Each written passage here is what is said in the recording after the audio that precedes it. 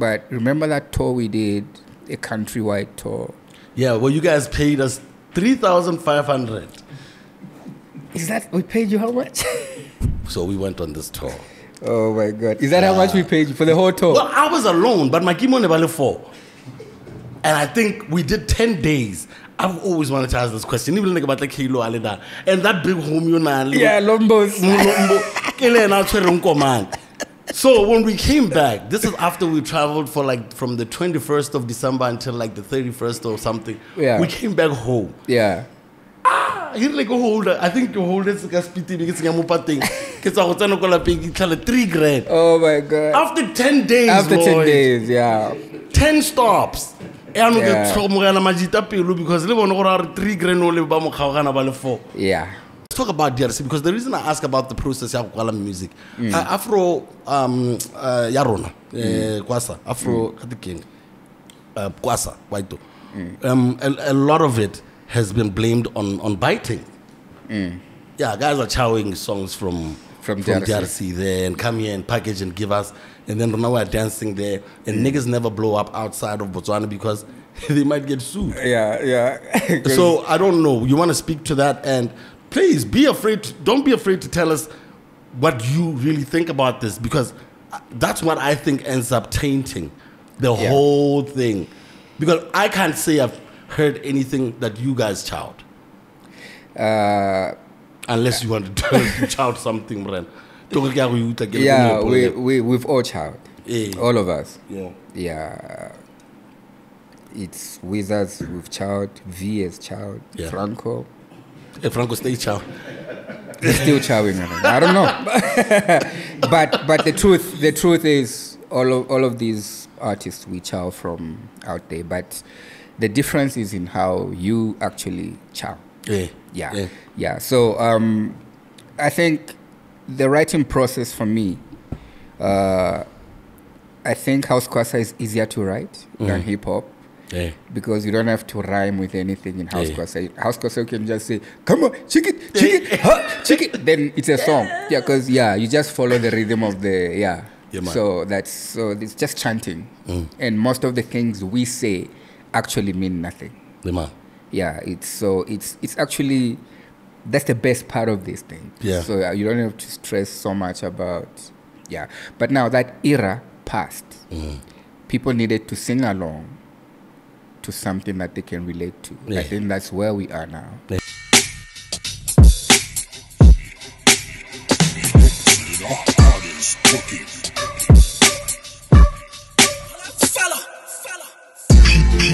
of different identities. Podcast with PODI-CAST.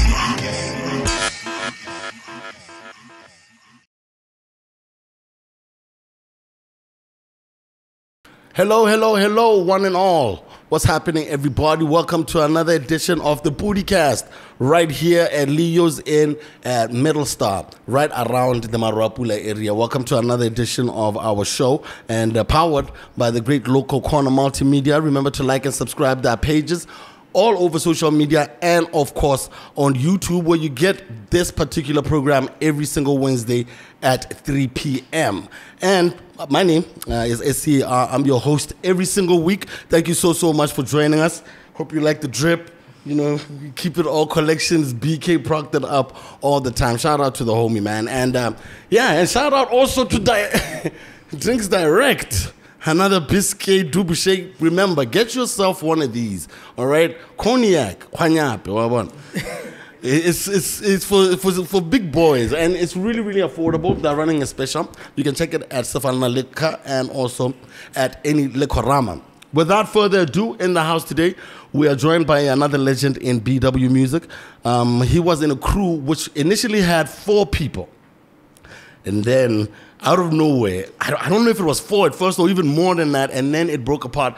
And then in the latter years of the crew, there was only 2 members that we always saw on stage with each other, which was Lloyd and K-Lo. But fast forward right now, I don't think there would be a Wizards of the Desert without Lloyd, because I think he was the Beyonce of this crew. For real. I think, when all of these crews keep breaking up, ultimately, The one person that you want to talk to is the person who was standing out and looking like the leader of the crew. I don't know if I'm right. I don't know if I'm wrong. But that's why he's in the house. And today to talk to us about everything wizards, please welcome Lloyd Mwape. You want to Beyonce? Come on. Wow. What a welcome, man. What's yeah, up, wow. homie? I'm chilling, man. I'm good. Because, all right, with any crew, you know, if you're going to interview the Jackson 5, you want to talk to Michael. True. If you want to talk to any type of crew, I think there is always that person who stands out the most. And for me, it's always been you for the crew, because everywhere, you were always included from the time it was hip-hop to the time it turned into another music genre. So I just wanted to give you those props. Oh, man, thanks, man. I really appreciate that. It means a lot. Where are the songs, Muzenda? We've done the songs for so many years, and I don't know, man. We decided to take a long break.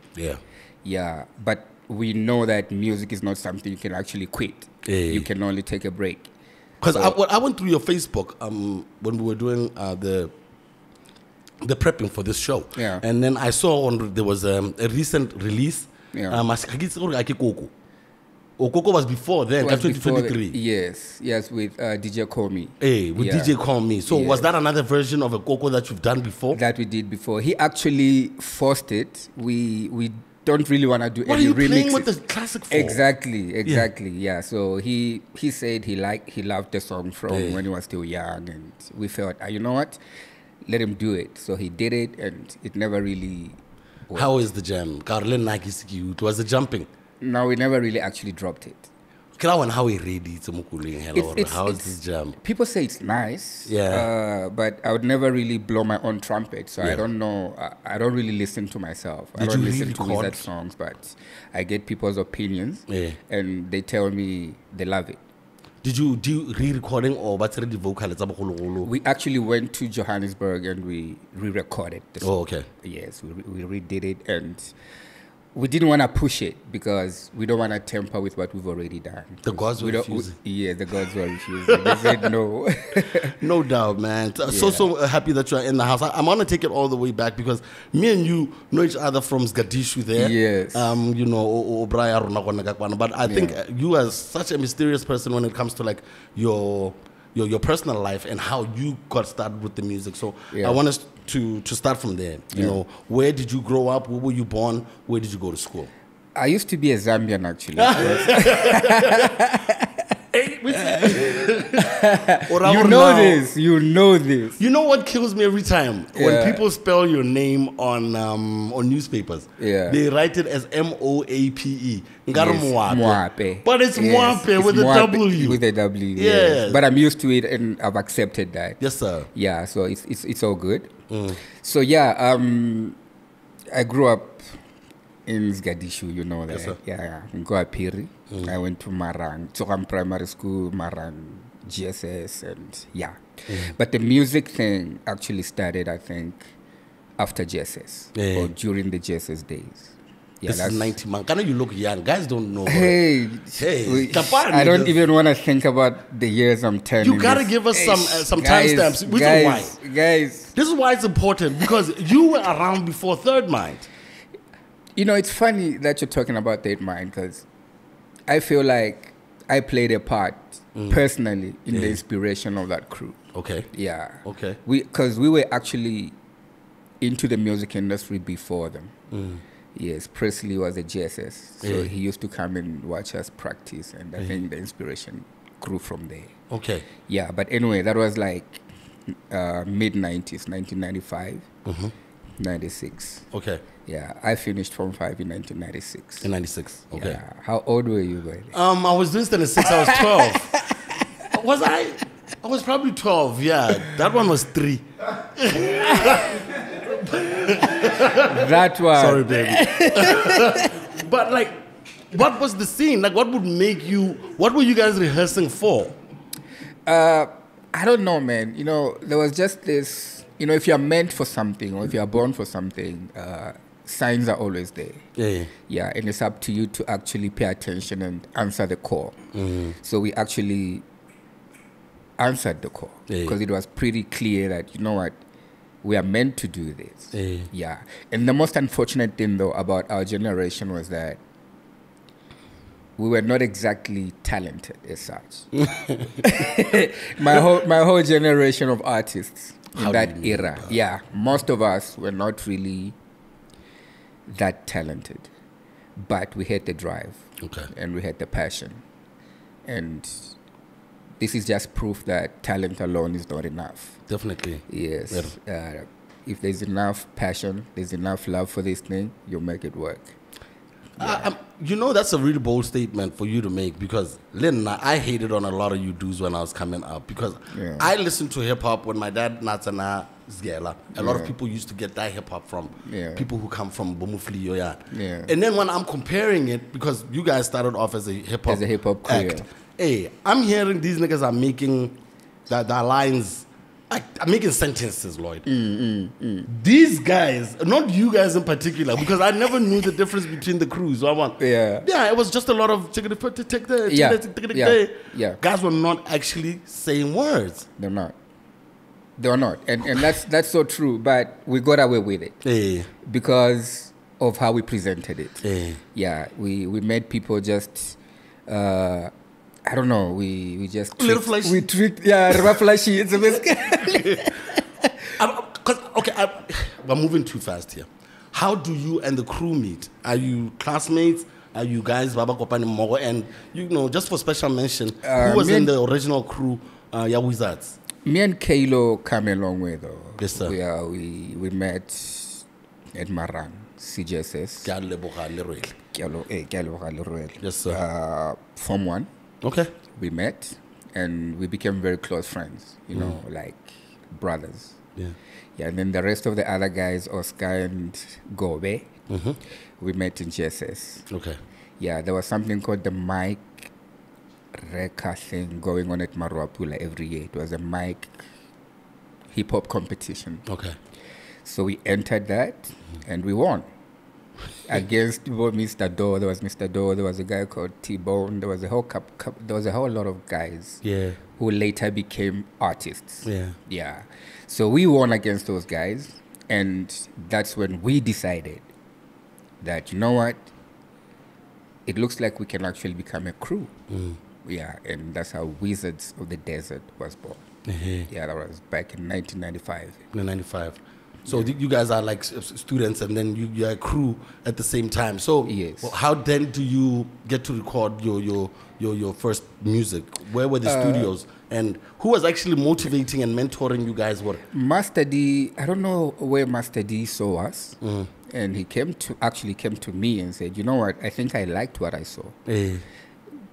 Are you guys considering actually dropping an album? We were like, no, we are not. He said, no, you are. So I'm actually gonna fund it. And so Master D took us under his label, MDM Productions. We did all the beats here in Gabs, and then we went and recorded our first album at some studio in Joburg. Okay. Yes, Morningstar Studios. Okay. Yes. We recorded a song called Sangoma. Boom, sticky, here comes the Sangoma. What? Yes, that's Master D's production right there. So Master D out here with some hip hop in him. Yeah, okay. Master D comes a long way, King. He comes a long way, that guy. All right, because I'm really trying to understand the scene then. Who were you guys looking up to, or were you guys where were you getting your hip hop influence from? At the time, for me personally, it was coming from because we existed in a Tupac Biggie era. So quite naturally, that was where everything was coming from. Yeah, East Coast versus West Coast. East Coast versus West Coast. Yeah, that. Yes. And then unfortunately, we couldn't do the beef thing because in Botswana, it's a different ball game altogether. If you try to beef somebody, you end up at the police station. So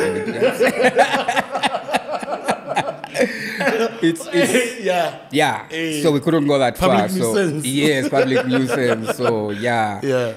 But there was Bafitlile from across the border. There was a couple of people really. Yeah. So the inspiration was within, and it was also from the States as well. So with the mentoring, I'm guessing Master D was the main one who was able to show you how then to move around. Yes. Okay. And as much as the local industry is concerned, we were sure that Botswana is definitely going to be a hip-hop country, because hip-hop at the time is the only thing that was like relevant and pretty common. Yeah, and people are not really shy to listen to local hip-hop at the time. Yeah, so until some Nata Capricorn guy came from somewhere and just changed the whole paradigm, and everything was just confusion. Tell me about that time then, because a lot of these makete that we have in Botswana, a lot of the big homies right now are running they've ran Boleya, some of them have been MDs of banks and whatever. A lot of these guys were heavily influenced by hip-hop, because they always tell us it's like we were wasting our time, go to school. And a lot of them went to school in the States, a lot of them went to school in Europe. Do you think that's why, we thought that maybe that culture, because all of us watched American TV, all of that stuff, do you think that's why hip-hop was something that a lot of young people gravitated to? And with that said, why do you think Nata Capricorn then became, who took it all over, and Mogodisane Budiwa, all of that became about Kwasa? I feel like it's a pretty interesting dynamic, so for lack of a better word. Yes, sir. Because it's so funny how everything just switched from hip-hop to Kwasa. It's like, for the longest time, people were just pretending to love hip-hop. And what they truly love was Kwasa. That's how it just looked. Because all of a sudden, it was everything Kwasa. It was Nata Capricorn. And then you wake up the following days, Alfredo Moss from somewhere is already happening and people are loving him. And then your Francos of this world came up. Everything was just Kwasa. So we had to actually now start to rethink everything. Because even when you attend shows as a hip-hop artist, they can't wait for you to get off stage so that... Telling me. Yeah, so that Nata Capricorn or some other Kwasa guy, Coops and Bossa stars can come and do their thing. What be Zion? Yeah, that. You'll be performing and somebody will be like... check. Hey, dog. But and then and I think we had to reinvent ourselves, because it's a business. If your product is no longer needed or enjoyed by people, then you have to sit down and be brave enough to reinvent yourself. So we had an option to, because Pemperetle was also doing pretty well. He was actually the threat to the Kwasa thing. So we had to choose between gospel and Kwasa. So Kwasa was more dominant, so we chose. When was the moment when you guys decided, screw this hip-hop stuff? What did it for you? This is actually very funny, because... That was the moment you knew. Yeah, the turning point was that Maya song.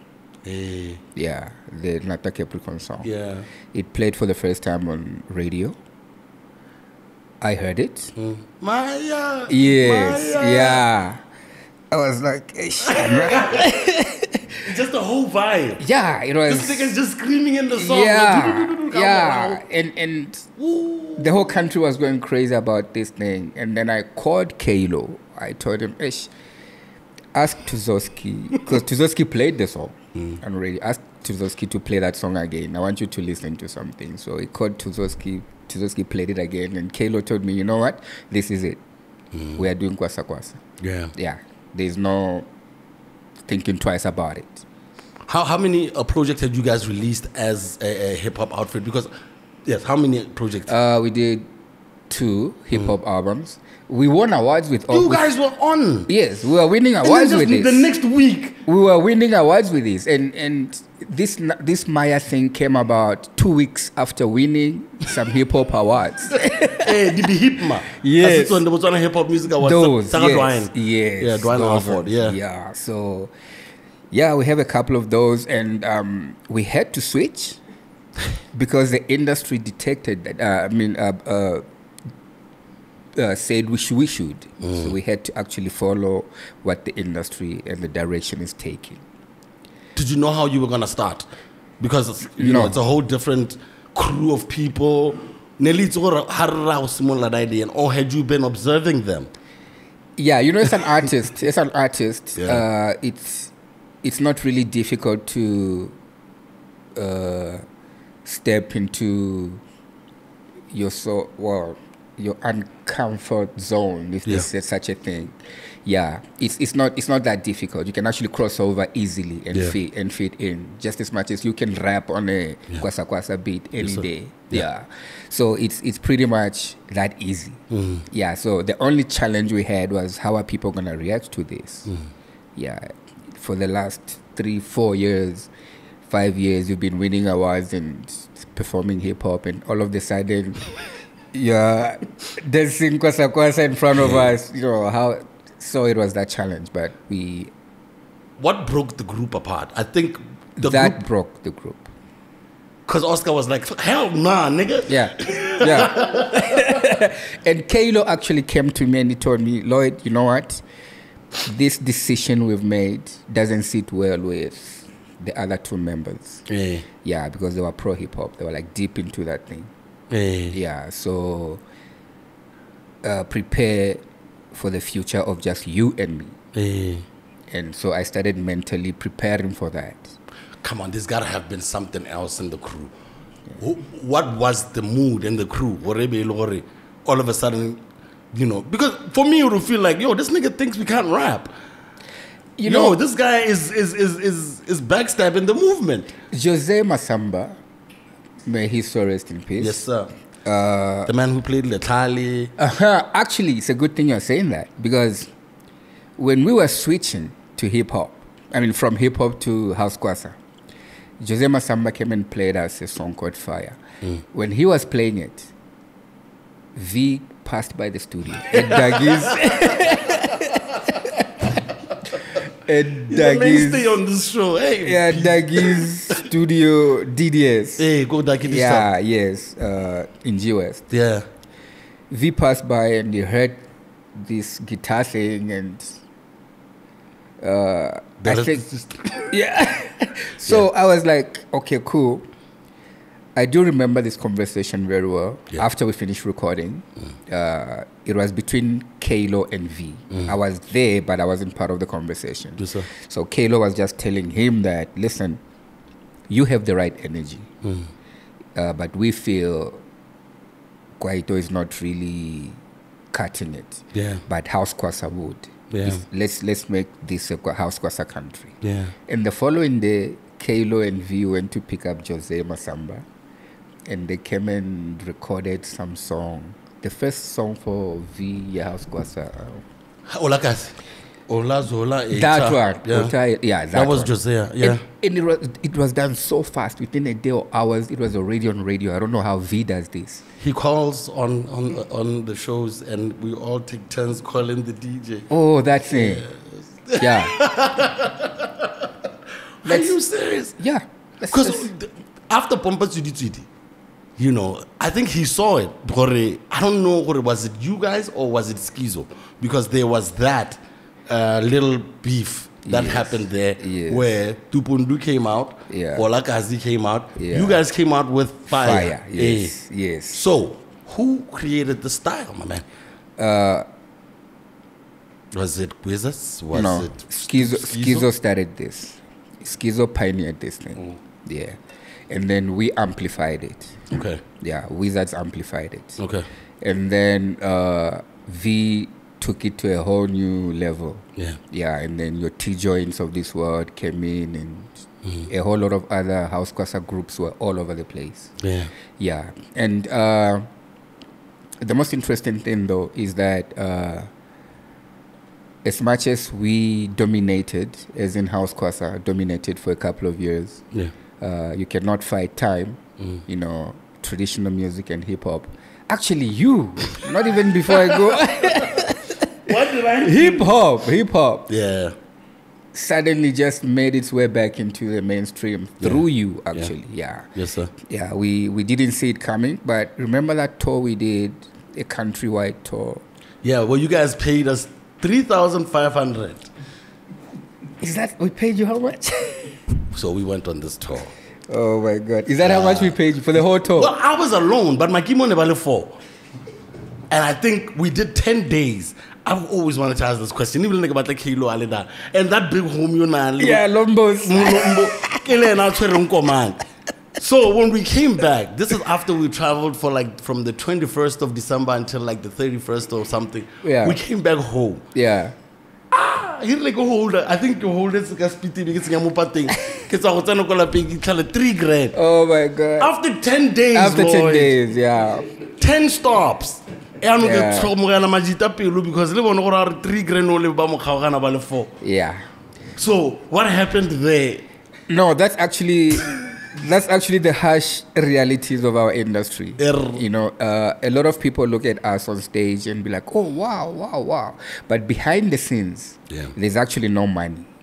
Yes. But come on, there were dates where we'd go. But what I hated about those tours, and we're moving a bit faster than I expected. But like what I saw, those tours.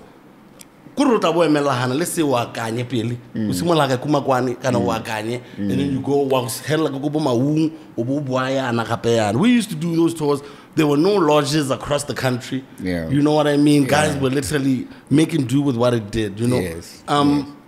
How did you guys learn that? I think with us, like I said, this is a passion driven industry. Yeah, if you don't have that, just get out. Because the reality is that there's actually no money in this industry. There's no money in this industry. I don't know who in the equation actually makes money. Maybe the sound guy or the owner of the venue and the person that sells the liquor. But the person that gets paid the least or the worst is the actual artist. The person who actually performs is the one who goes back home empty-handed. Yeah. And it's been like this for the longest time. We found this. Yeah. And every artist that came up and left probably left because they couldn't take it anymore. Not because they ran out of ideas. They just felt, you know what? Is this really worth it? Yeah. Because even like on stage, you have to look good. You have to buy all sorts of watches and just... and you get that money from somewhere else and invest it into the game. But the game brings nothing. Yeah, so you end up just owing people. With I think with the first release, which brought us fire, Josiah, where did everyone get these guys? Where did you guys hear about Josiah and where Yeah. Those guys were always there because it looks like, I think as hip-hop artists, we were self-centered. We didn't open our minds enough to see what else is being enjoyed out there. Yeah, because the reality is that Kwasa has always been around and people have loved it. Yeah, so we just felt, no, it's all about us. We were like self-centered. Until we saw the bigger picture and realized that, oops, nah.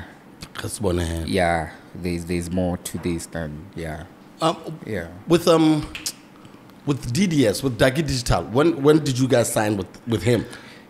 You signed with him with the initial project, and how did you discover him and know about him? Because a lot of people always, myself included, always wanted to sign with Dagi because of how his distribution network was. How did you guys come together with him? Dagi, we were introduced by... who introduced? I think I met Dagi through Asli Hops. Yeah, through Asli Hops. And as soon as I met Dagi, he says, "Oh, I've been looking for you guys. You're the hip-hop guys. And, you know, let's experiment this. Let's experiment that." And the first House Kwasa album, the one that had... Which songs did it have? Coco. No, Pukuja came afterwards. Yeah, the Coco album. Yeah, Dagi recorded that. Yeah, he recorded that. And it did pretty well. Well, yeah, kind of you guys were selling, guys. Yeah. So the number then, so you guys were using distribution network on Nagadag. Yeah, and it was pretty massive. It was intense. But if we're gonna talk numbers, the album that actually sold was Pukuje. Yeah, I don't know what happened there. I think we took advantage of Mampizi because existing at our time was a bit tough because you had to go up against Mampizi. You had to go, who was like almost the favorite son. Yeah. And then there was Franco, who was the actual favorite son at the time. Yeah, at the label, yeah. Yes, Yeah. and then there was what makes you of this world. There was Unique Attraction. There was Mr. Tag. It was tough. Yeah. There was T-Joint. It was really tough to actually make it. There was Matieng. There was Scar. UA-ish. It was a mess. It was a mess. Yeah. It was a big mess. So for you to actually make it, you had to think outside the box and do a lot of guerrilla tactics behind the scenes. Yeah. What do you guys think you did differently when you are recording your music as compared to when you were doing the hip hop? How do you apply, like, just to give me an idea of how you guys write your music and execute what you did? Because having had an opportunity of traveling with you guys, the only other people that I saw ever move people like that and get them into hysteria like that was Mampizi. Yeah. I kid you not. Lloyd will be standing in front there with the shades on. He's the only dude who'd sing House Kwasa and not dance. He just stand there and just be on some powerful shit. And then just hit it. Well, I want to cry. I am all one. It's like Fali Poopa. Yeah. I've seen Fali do that and then just have this small small movements. Yeah. And if people haven't seen any of that, man, you're missing out. There's And a you know whole what? other game out there. I'm glad you're mentioning the likes of Fali Ipupa and Lo. Yeah.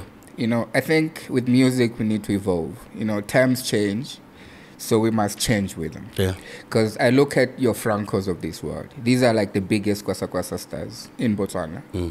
But when you look at Franco, say, 15 years ago, and you look at Franco today, there's absolutely no difference in terms of stage, attire-wise. And for me, I don't know, man. I feel like we are taking our fans for granted, or we are not growing. Yeah. And we expect support. Yeah, it's that kind of thing. We're asking for too much, if I may put it that way. Yeah. The same guys, your Fileys of this world, they were at that level. Yeah. Look at them now. They wear suits. They wear the whole game has changed because they respect their fans. Yeah. They respect the craft. Yeah. And if we need support, we have to put in the work. Yeah. And I don't mean dancing. Yeah. I mean, you can look the part and just subtle movements. Because I've seen him perform in a tuxedo, and then out of nowhere there's about 10 guys behind him wearing the same penguin tuxedo. Yes. I started screaming like a groupie. Yeah. It's like, what is this nigga doing? Yes. That's I exactly. affect that thing. But let's talk about DRC, because the reason I ask about the process of Kwala music, Afro Yarona, Kwasa, Afro King, Kwasa, Waito. A lot of it has been blamed on biting. Yeah, guys are chowing songs from DRC there and come here and package and give us, and then now we're dancing there, and niggas never blow up outside of Botswana because they might get sued. Yeah. So I don't know. You want to speak to that, and please don't be afraid to tell us what you really think about this, because that's what I think ends up tainting the whole thing. Because I can't say I've heard anything that you guys chowed. Unless you want to chow something, Bren. Yeah, we've all chowed. All of us. Yeah. It's Wizards, we've chowed, V has chowed, Franco. Franco stay chow. He's still chowing. I don't know. but the truth is all of these artists we chow from out there, but the difference is in how you actually chow. Yeah. So I think the writing process for me, I think House Kwasa is easier to write than hip hop. Yeah. Because you don't have to rhyme with anything in House Kwasa. House Kwasa you can just say, come on, chick it, huh, chick it. Then it's a song. Yeah, because you just follow the rhythm of the, Yeah, man. so it's just chanting. And most of the things we say actually mean nothing. Yeah, man. Yeah, it's actually, that's the best part of this thing. Yeah. So you don't have to stress so much about, But now that era passed. People needed to sing along to something that they can relate to. Yeah. I think that's where we are now. Yeah, so... You guys were the first to do that, pretty much getting sing-alongs happening. I think, well, it originally started like that. People were doing original jams. Yes. And I think they flipped along the way and started sampling. Almost every song was sampled. Like if you listen, it was all sampled now. Yes. Yeah, like when you look at that Eskimos album, most of it was a sample. Yeah. Most of it. Yes, sir. Yeah, but then again, we tolerated that because nobody complained. So we normalized it. Yeah, we normalized it. Is that what ended up making it less popular? What do you think? I think so. I think so. And also the creativity somehow was compromised. It went down. We stopped being creative. We just started, if Kapenda comes in and plays, then we just sing along that. Yeah, we just find something cheap and put it on top of that, and then it's a song. Yeah. So that's where taking fans for granted comes in. Yeah, we are not putting in the work. Fans can actually feel the work. Yeah, they can. Yeah, it's that simple. But you started singing in Botswana like that. While all of that was happening, we started having your and like you say, that was the one that sold the most. Yes. What were you doing differently from what you had originally started doing? Because now you're in the genre. Yes. Now no one can tell you anything. You're not newcomers. This is the sophomore project. Yes. How did you approach it differently? What we did was, first of all, we needed to look for a fresh producer. So we used some white boys, Colin, and then you remember, and Colin France. And Arthur January, yes. But those ones are brave boys. Yeah, those guys are brave. They produced House Kwasa. Those guys are brave. Who are these white boys? Yeah. Hey. They did, which song did they do? No, they did Eskimos. No, it was Exodus. Exodus. Yeah, it was Exodus. When they started, well, they didn't do House Kwasa for them. They started doing like some more electronic, like Kwaito-ish type beats. That kind of so they got into doing. They produced Pukuj. Colin. And Arthur January. Are you serious? For real. So how okay, so why are you leaving Dagi now? Well, when the dough had come in and you'd seen... Yeah, the money came in, and I think I saw... That was the era of CDs and cassettes. Yeah, and for the first time, I actually saw 120,000 bula with my eyes for the first time through that. Yeah, I was feeling so powerful. You have no idea, man. Wow. Yeah, I was like... Thinking about what Oscar would look at me now, niggas. Yeah. Wow. So Dagi all of you niggas who were signed to Dagi or doing distribution through Dagi, I saw the change. Yeah. These guys are making dough. Yes. You could see everyone there, and Dagi and I saw him the other day go spa. I need you to come on the show. He's a man of God. He's a man of God. But like, that is the most amazing businessman, if ever, in BW music. Yeah. So how are you guys able to then say, nah, we're men? Yeah. We actually did this because it's a small country. If you are really going to get serious about what you're doing, then you realize that there are actually just a few places that need to have your music. Yeah. And you don't really need anybody to do that for you. So we took it upon ourselves and just did it. And it worked. Yeah, and it worked. And I think, I don't know who could have sold more than us that year, but we were there with the best of the time. What is your most memorable moment while performing Pukuj? Because that song, and you can take your time and think about it. My memorable moment performing that song was in Malawi. Woo! Because some artist in Malawi sampled that song. Yeah. Okay. Yeah, he sampled the song. We didn't know about this. This is before Facebook and everything. Yeah, so... And then there was no Cosbots here. Yeah, so the Cosbots of Malawi was busy trying to get in touch with our Cosbots here. Yeah, but eventually they did. And then they paid us 25,000 Bula at the time for the sample. It's but serious. Yeah, countries have been serious for a long time. Yeah. We are about 50 years behind every country in terms of everything. But yeah, 50 years, maybe it's not so bad. It's another 50. But Yeah. even then, while we're still doing all of these projects, I want the ambition it's or do we think Wizards is just for BW? Because like you say, the reason you moved away from now working with Jackie was you saw that there's possibilities for other partnerships, and so you can grow from your comfort zone. You know, I'm excited for artists that are actually still in the game now, because the paradigm has changed, has shifted. You can actually become an international artist overnight. You don't need any special connections. You just need to be on some platform, whether it's Facebook or Twitter or TikTok. What was hard then? Back then it was hard because for people to hear your song, they have to wait for it on radio. And that depends if the DJ feels like playing it.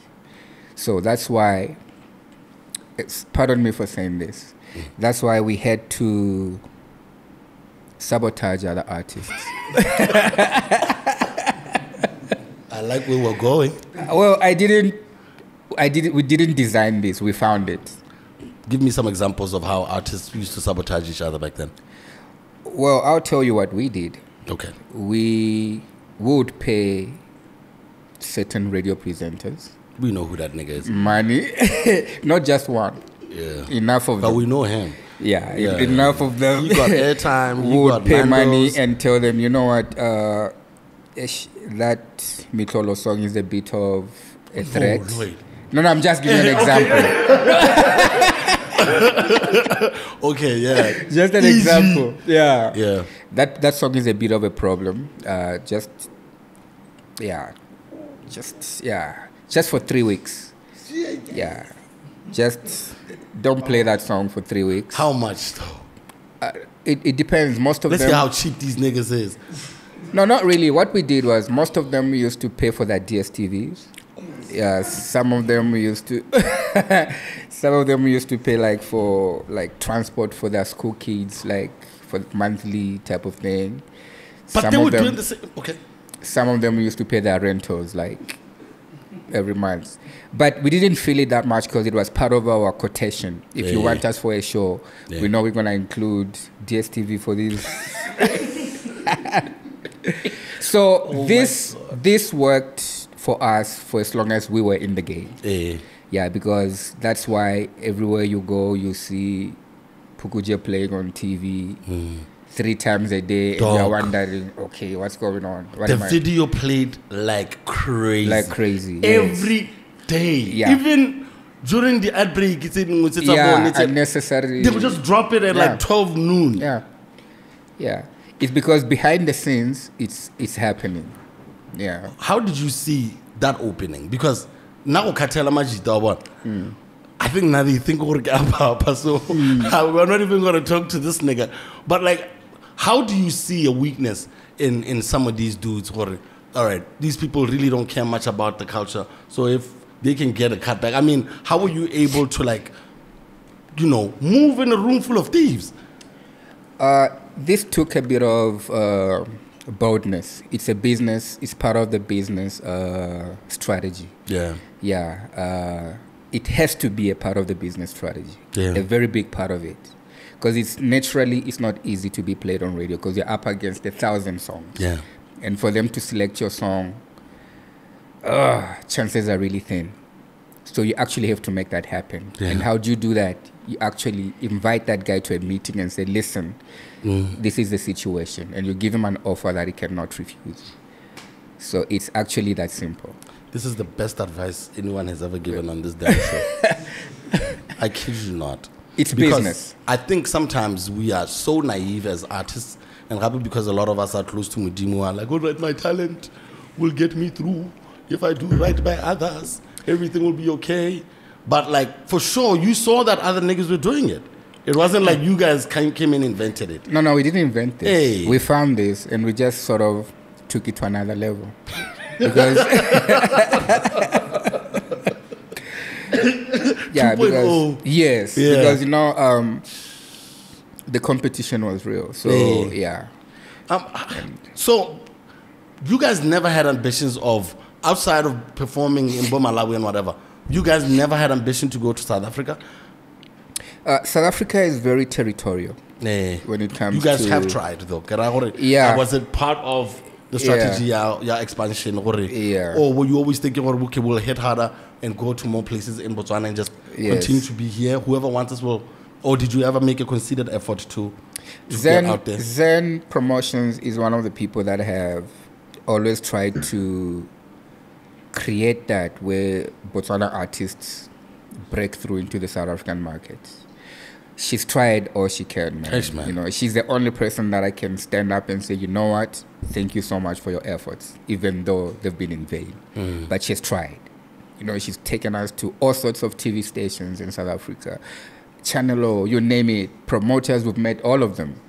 But South Africans are very territorial when it comes to accepting artists from outside. Yeah. Yeah, it's crazy how we welcome them so much with open arms, but for you to actually penetrate there, it's almost impossible. Almost impossible.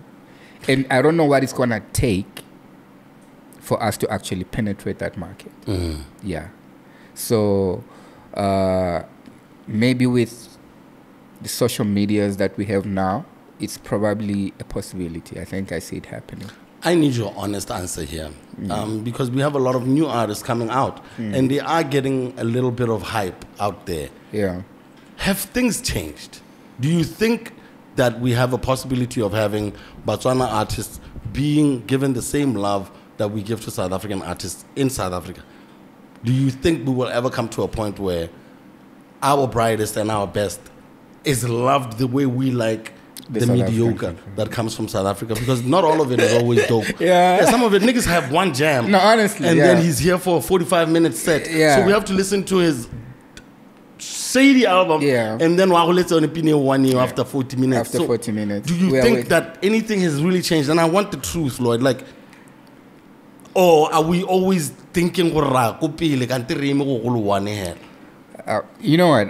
This is my honest analysis of this whole thing. And this comes from my many years of being in the game. You know, I feel like for the longest time, we've been blaming radio to say radio is not playing local enough for people to appreciate it and for the international market to actually appreciate it. But then later on, I got to realize that radio is actually playing that part. They do play our music. Yeah, as much as possible. There are times when they just play local music the whole day. Yeah. Right? But then the problem we have, Scar, is the DJs that play in clubs are not confident or comfortable playing local music. And it's in that space where a song is made. Yeah. In a party somewhere or in a club somewhere. Yeah. If you convince that crowd that this is a banger, they need to go as far as, I don't know, you know. But you can attend 10 parties around Gabs or around Botswana. You'll never hear one local song play. Yeah. So the weakest link of this chain is the local DJs who play in clubs. Those are the guys killing the industry. Like killing it. Yeah. Because what the hell? I'm going to ask you the hard questions. Why do you think, never mind play us, they don't play each other? Guys are releasing every week, DJ Samaman featuring Senane. They don't even play each other. Yeah. What is that? What is that about our people that, you know, Yeah, I don't know what this is, and it extends as far back as the Mahotela Queens days. We've just always never supported each other genuinely. Yeah, even just a collabo, it's not easy in Botswana. Just to collaborate with another artist, it's not easy. It's not easy, my good man. You know, it happens here and there, but when it happens, there's always some kind of beefing, and after that, like my song this, my song that. So I don't know. So there's a lot of education that needs to happen within the music industry. Yeah, and I feel like it must happen from within Botswana. We don't need to get some mosquito from South Africa to come and talk to us, because here it's a completely different story from that side. What works for them has obviously not worked for us. Yes. We're a special kind of people here. We need to sort our issues in-house. Yeah. This reminds me of the time I wrote a verse for your track. For my song? You and me were supposed to do a song, Scar. What happened, man? Zolasco, man. Zolasco. I didn't know Zolasco had a problem with me. I think we're fine now. You know, but Zolasco had a problem. You didn't have a problem? He was the one standing behind that guy. Zolasco was behind that nigga. No, he wasn't. He's on the video. I saw him. And that was before, when we go, I write this verse for my big homie.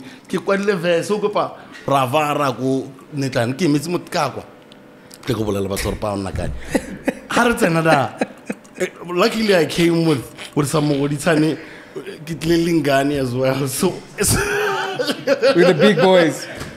Because I didn't know it was going to be that tense. So I know Zolasco used to work with Mampizi, and I always sometimes catch strays because of Mampizi and our relationship. But what did he tell you about saying, no, we shouldn't record the song? And me and him are cool. We were sitting next to each other at the Bomus. But like, those are the type of tensions that I'm talking about. I don't know that Ba is mad at Mampizi Sorari, he's mad at me. You know. So how then do we move forward when everyone is inheriting beef that doesn't have anything to do with them? You know, did you guys do the song? No, we didn't. That song is supposed to be done by you and me. And you know this. I was looking forward to that. You remember we met at the studio and we were like, there was no electricity or something. That's some bull crap. Don't die. No one has power. I guess it's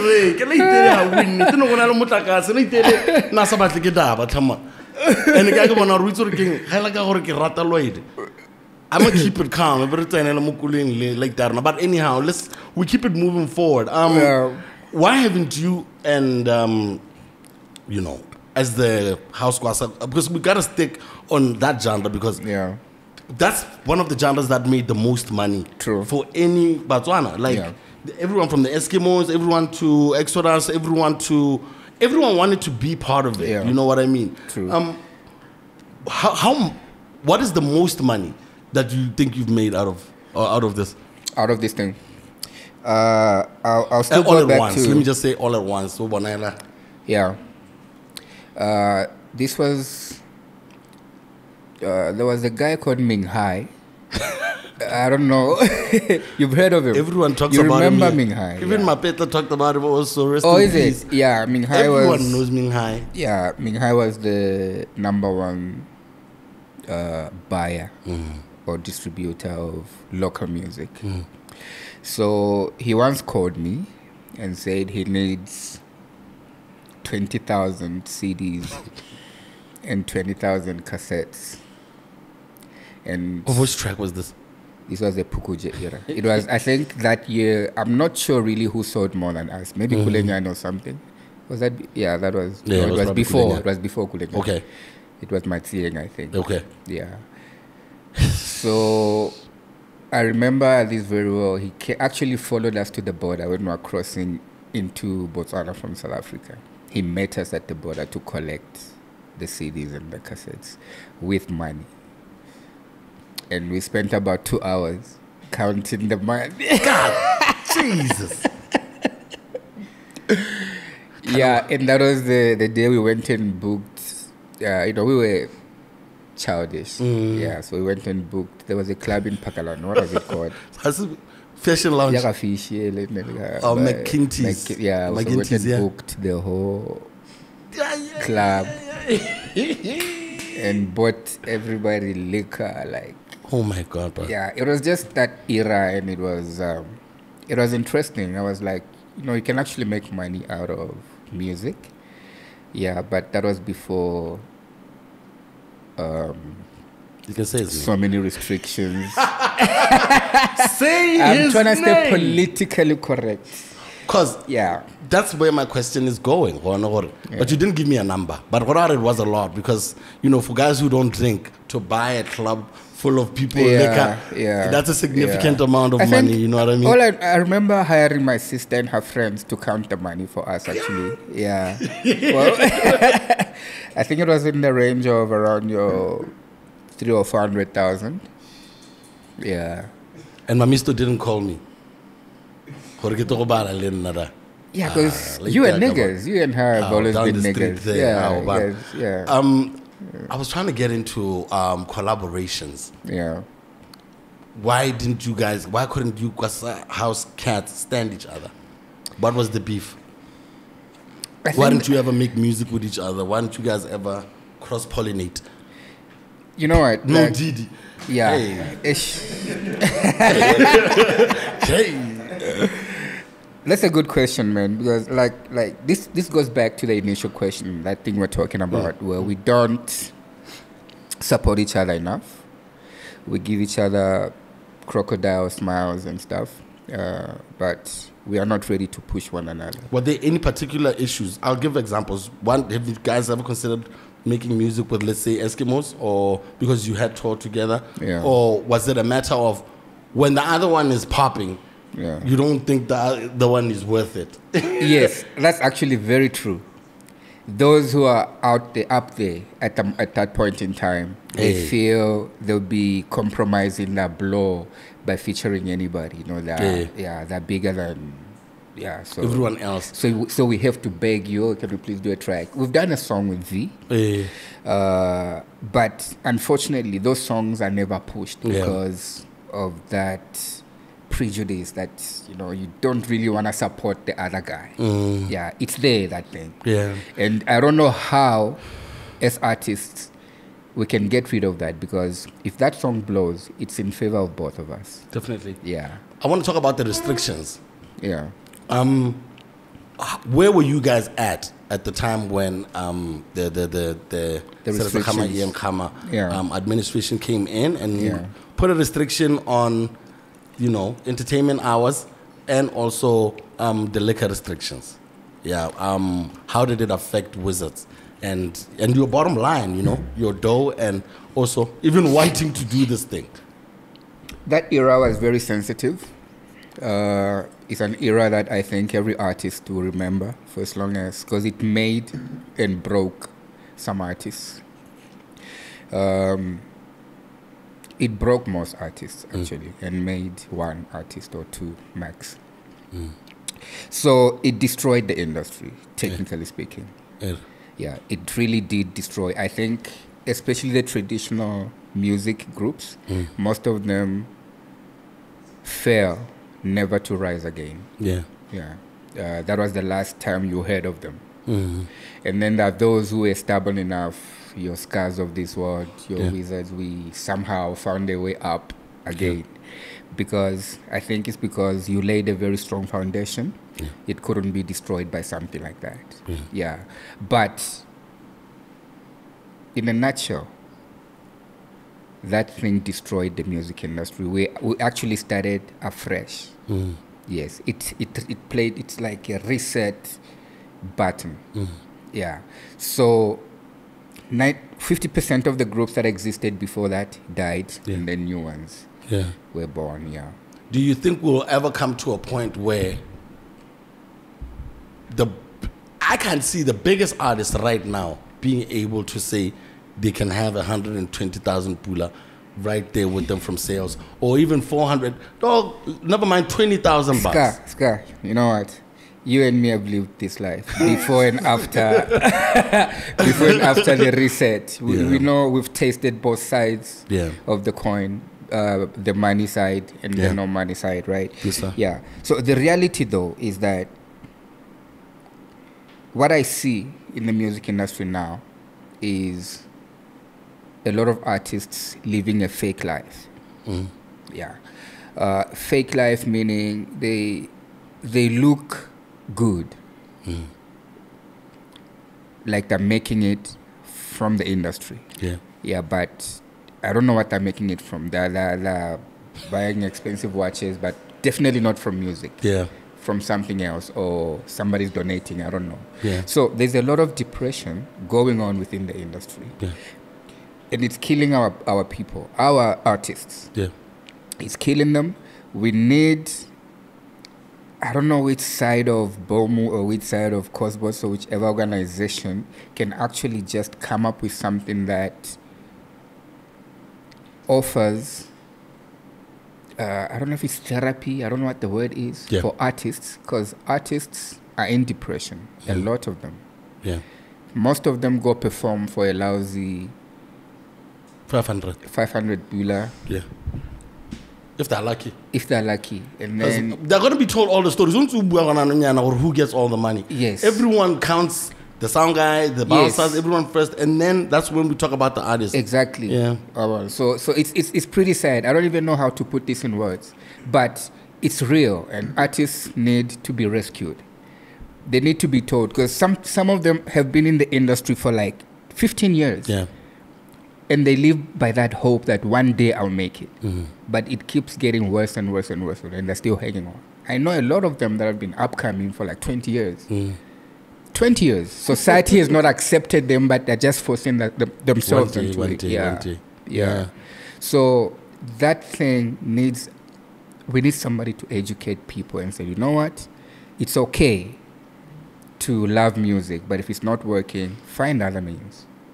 But Lloyd, as an entrepreneur and as someone who's been in this music industry and understands how you can make dough and how you can relate with people, and you're sober, you're a sober dude.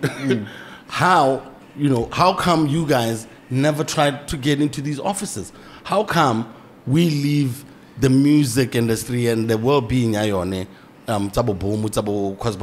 do we leave it to strangers who don't know anything about the music? Yeah, that also actually... Myself included. Yeah, that actually, it really hurts, that one. Why did you... I know it hurts, my man. Yeah. But why don't you stand for these offices? Why don't you fight for musicians' rights in an active way? You know why? Inside there. You know why? I'm going to be very honest about this. Botswana artists are cowards. Yeah. Like seriously, no jokes about this. Man. Chicken. Very chicken. Yeah. They'll complain about something behind closed doors. They'll never come together and march against something. They'll never come together and go. I remember that jazz Tabang. Tabang once gathered some bravery and actually went to the Cosbot's offices and he was with Zibo Man. Yeah, he was with Zibo Man. Yeah, but Zibo Man took a step back. Yeah, you know how Zibo Man be acting. That's why I didn't go with them. Them niggas were gonna get me in trouble. But I was like, where's Scar when you need him? Like, I think I realized this was a trap. If we go there, we're going to get irritated and can't exactly.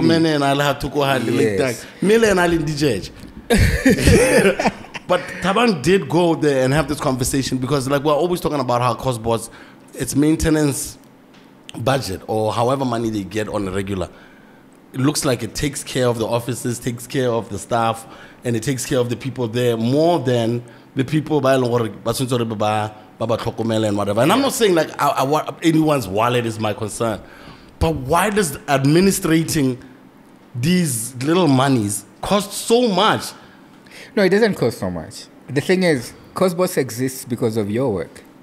That's what I'm saying. Why does it seem like maintaining the office and maintaining... If we wake up one day, Scar, you and me and every other artist in Botswana and say, okay, Cosbots, leave our work alone, then that office closes.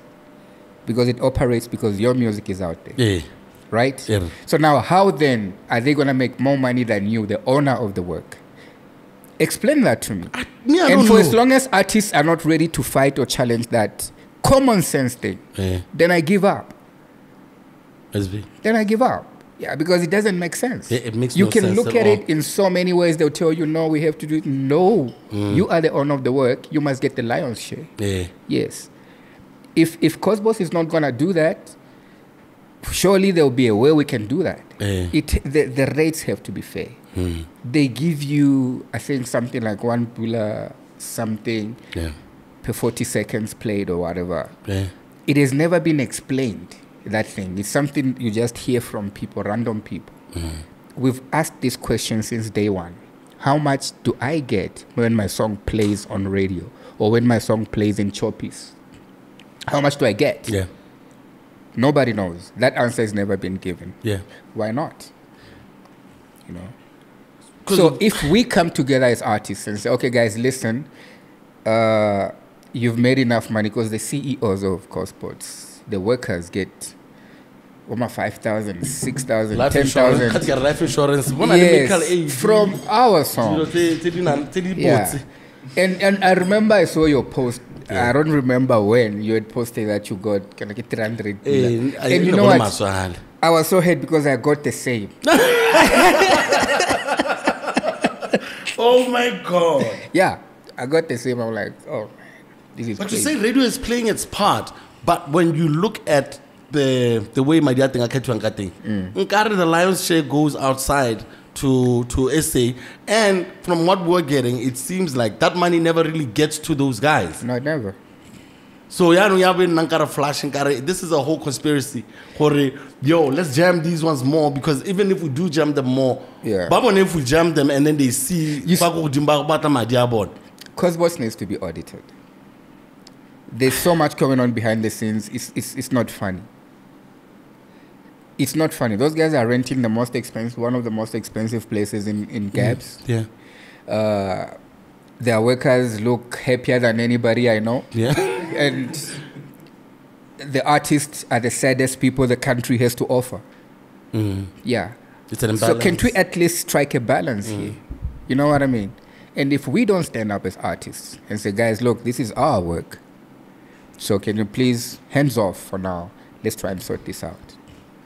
Yeah. Do you think, okay, in our cowardice, because I do know there's a lot of cowards, but the problem is that the brightest at any given time never want to shake the boat. Lilona, you weren't that vocal back in the day when things were going okay as well. Is it fair for us to expect your Henseys, your Priscillas, your... who else is out here? Your ATIs. Is it fair to expect them to talk like us when we have lived longer? Like to talk about it and say, hey, it's fair. But okay, maybe they're holding, but is it fair for us to expect them to talk while they're getting it? When we didn't talk when we were getting it. Yeah. I think it's a mindset thing. It has been transferred from... No, come on. I wasn't going to laugh at Biscuit to be shame, man. Come on now. I think it's a mindset thing, Scar. Yeah. You know, it's been passed on from generation to generation. You know, we just live in fear of if I say something, what are the consequences? And but then there comes a time when you realize you have nothing to lose. Yeah. You know, and some of us are probably in that era whereby your wisdom doesn't allow you to take that amount of bullshit. Yeah. Because it is what it is. Yeah. If it's bullshit, it's bullshit. Yeah. You know, and I don't think I'm the only one who feels that way. Yeah. A lot of artists from my generation can relate. You know, and you can explain technically from a Cosbot's perspective, it still won't make sense. As long as what have you heard, Lloyd? What have you heard about it? Because all of this came up initially about there was a tender that came out for the monitoring services of the music a couple of years ago. And then when it came out, I know a little bit about it because I think David Mwape was one of the bidders for having a system that shows you how many times the song is played versus how much the person is supposed to get. Yeah, that. And after that, you know, whoever it got awarded to allegedly was also within the group of people who were charged with making the specifications for the person for the tender itself. And they literally awarded it to themselves and continued to put a CEO allegedly who they had always wanted for themselves to be able to make this you know, unfairness happen right in front of us. And since then, I don't think the CEO is still there. The alleged person who was also the winner of that tender, Lene, is nowhere to be seen nowadays. You know, he's probably in an island somewhere. You know, living large, relaxing. Yeah. But what I understood about that tender was that it was about 5 million pula a year to do those monitoring services. Yes, I heard about that. And so, but our question was that when you're monitoring, if you're going to give me 300 pula, show me how many spins I have with a printout. Nowadays, we live in an age where you can actually send it to my phone. Yeah. Show me what is the basis of your number. Yeah.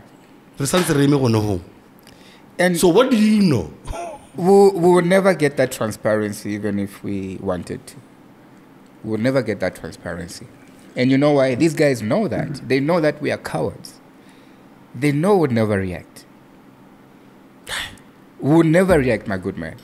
You know, and I don't even know what causes this cowardness that exists among the music, amongst the industry. Yeah. Maybe it's because we've never gone to war again. I don't know. We were made a protectorate. Yeah, but it's worse within the music circles. It's people just keep quiet. Even when something demands some kind of, I don't know, for lack of a better word, fight. Yeah, no, we won't. No violence. I mean, but like no violence. Yeah, but yeah. Keep the peace. Yeah. Where were you during Bot 50? I was around. Did you get gigs for Bot 50? I got gigs. How many, Imran? Because it seemed like it was a whole hate on our generation of musicians. How was your relationship with, you know, the Ministry of Youth, Sports and Culture that time during the Botswana independence gigs? It wasn't that bad. Hey. Yeah, it wasn't that bad. And I think because of that, we got a bit of spillage. Because remember, during that time, only one artist was really getting jobs.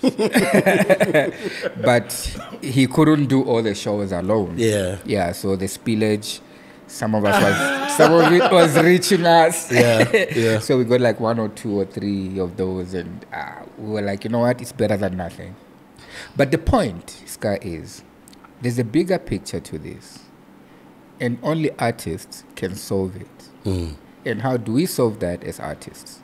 We solve it by coming together and use whatever best method there is to get the message across. You know?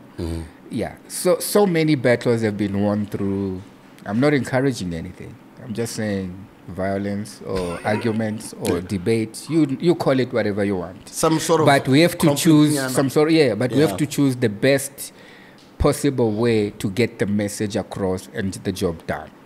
As artists, we are not going to continue receiving my 250 pula from Cosbots and then you'll be proud as an artist and say, yeah, at least it's better than nothing. Yeah. No. You know, our work is what runs Cosbots. Yes. Without your work and my work, that place closes. So we can start from there. Yeah. Do you think there's enough support from the BDP government for the arts? For the arts? Yes. You know, I've always maintained, I've taken a position on this, and I've maintained that position. I feel like arts don't need support from the government. Okay. No, I don't think so. Okay. We have to be vibrant enough for the government to recognize us and say, let's take those guys. Yeah. Because a lot of industries, I'll talk about Zambia, for instance. It's as independent as it gets. Yeah. They just create their own vibe within the music industry. The promoters, the DJs, that network is vibrant, and they understand that duty. They know they have to push local music. They know they have to hype local music. They know they have to do this. And artists themselves have to actually create good music. Yeah. And then it will catch the attention of the government. Yeah. The government is busy running the country. No, trust me, they don't have time. Because in the eyes of the government, as artists, we are a bad influence to some behind extent. closed doors. That's a real conversation. Yes, sir. Yes.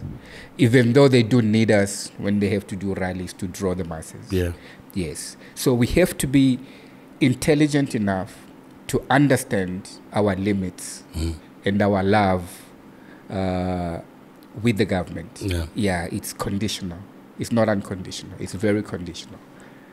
In the private space, you have had endorsements. Yeah. As a crew. Yes. Which ones are you and me had Orange. How did we sleep on that day, man? What happened there? What are the equity? No, I think that guy sabotaged us. Which one? No. Okay. Remember we had a billboard. We had a billboard together at KMCT. Yeah. Yes, sir. I remember. And then the next thing, I'm like, what happened? Let's talk about the Wizards and the Mampizi Wars then. Yeah. Because he's a mainstay on this show. There's always a Mampizi story. He defends himself, for a lack of a better word. But like, can you tell us some of the things that you know for sure that he did directly to affect you guys going forward? With that deal, with that. Even with just not I remember that, just in general. I remember arriving from Singapore. We had a couple of shows in Singapore. And then when we arrived here, I found Mampizi on billboards, the Orange. With you. You guys, what did you guys do, man? Scar. You guys. And you know what? And you know what's funny though? Because I understood that was the era of espionage. You know, for one business to succeed, another one must fail. Definitely. So I could see that you have succeeded, we have failed. So, to be honest, though, to be really honest, I was going along for the ride a lot of the time. Yeah. I didn't know much about all of these wars that were going on. Remember, kind of you're older than me also. Yeah. All of these other people, I know were the bosses at the time. The way they had conversations with you is not the same way they had conversations with me. Yeah. I remember that through Staga also. Yeah. Because like I hung out with Staga a lot. So I would realize like Staga will probably get like $5,000 and I got like 1.5 from like Easy B. But then he'll probably Easy B. Oh my God. He'll probably pay Staga the $5,000 and make me wait 3 days for 1.5 because so I think a lot of the time maybe we were underpricing, undervaluing ourselves because we were like these, because maybe you were having a different conversation. But as far as blatantly trying to affect you guys negatively, I don't know about OD, but he's not always that bad, guys. He's No, OD is not that bad. You know what? I do admire because he has this larger than life. He's very dominant approach to everything he does. Yeah. And that's probably why he succeeds. Yeah. Remember I said our generation was not really the most talented. Yes, sir. But we hate aggression. Hard work. And it's a whole bracket of us. There's a lot of us in that. Yes, sir. Yeah.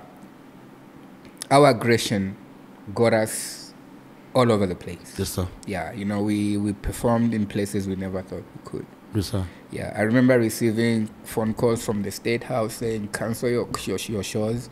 We are going to Singapore in a week from now.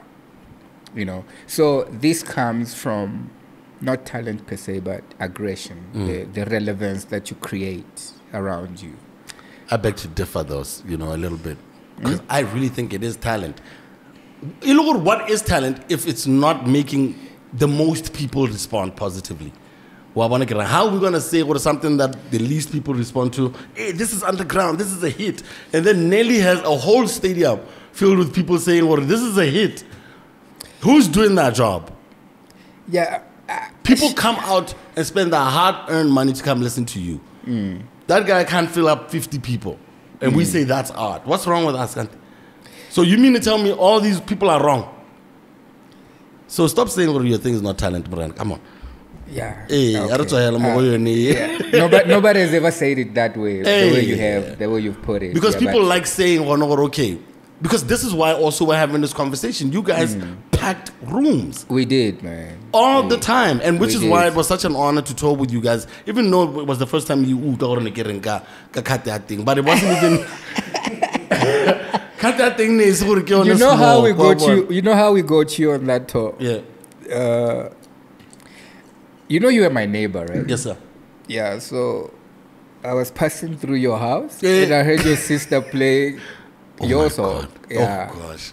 So I actually stopped. Yeah. For some time and I'm like, no way, man. The one thing Horata has hooked me up with. Yes. Yeah. I want to get into the albums. Because Mugento, okay? Yeah. That got you onto Yaron FM. Yes. Now, this is where is it the crossover effect? Yeah, crossover. Now you're not only in the places where, you know, Machiki don't frequent. Yeah. Now Mugento, boom, gong, gong, gong, gong. I saw it make a resurgence the other day online. And it looks HD. Yeah. How did you guys go there now? There was no Lekale now. Yeah. It's a whole other sound. It's a whole other type of video. Yeah. New dancers. What was going on there? This was another reinvention of the group. Because, you know, as an artist or as a businessman, you always have to reinvent yourself to fit the time. Yeah. Yeah, it's important. Yes, sir. That way you remain relevant for as long as you live. Yeah. Right? So that was one of those days. So Kenny Mackenzo called me and said, Lloyd, we need something fresh. What can we come up with? And then I said, okay. Yeah, and then we came up with that song. So unfortunately, that song met a lot of trouble. Yeah, so when we dropped it at RB1 first. Yeah. And they called me after an hour saying, Lloyd, what is this all about? Exactly. What are you saying?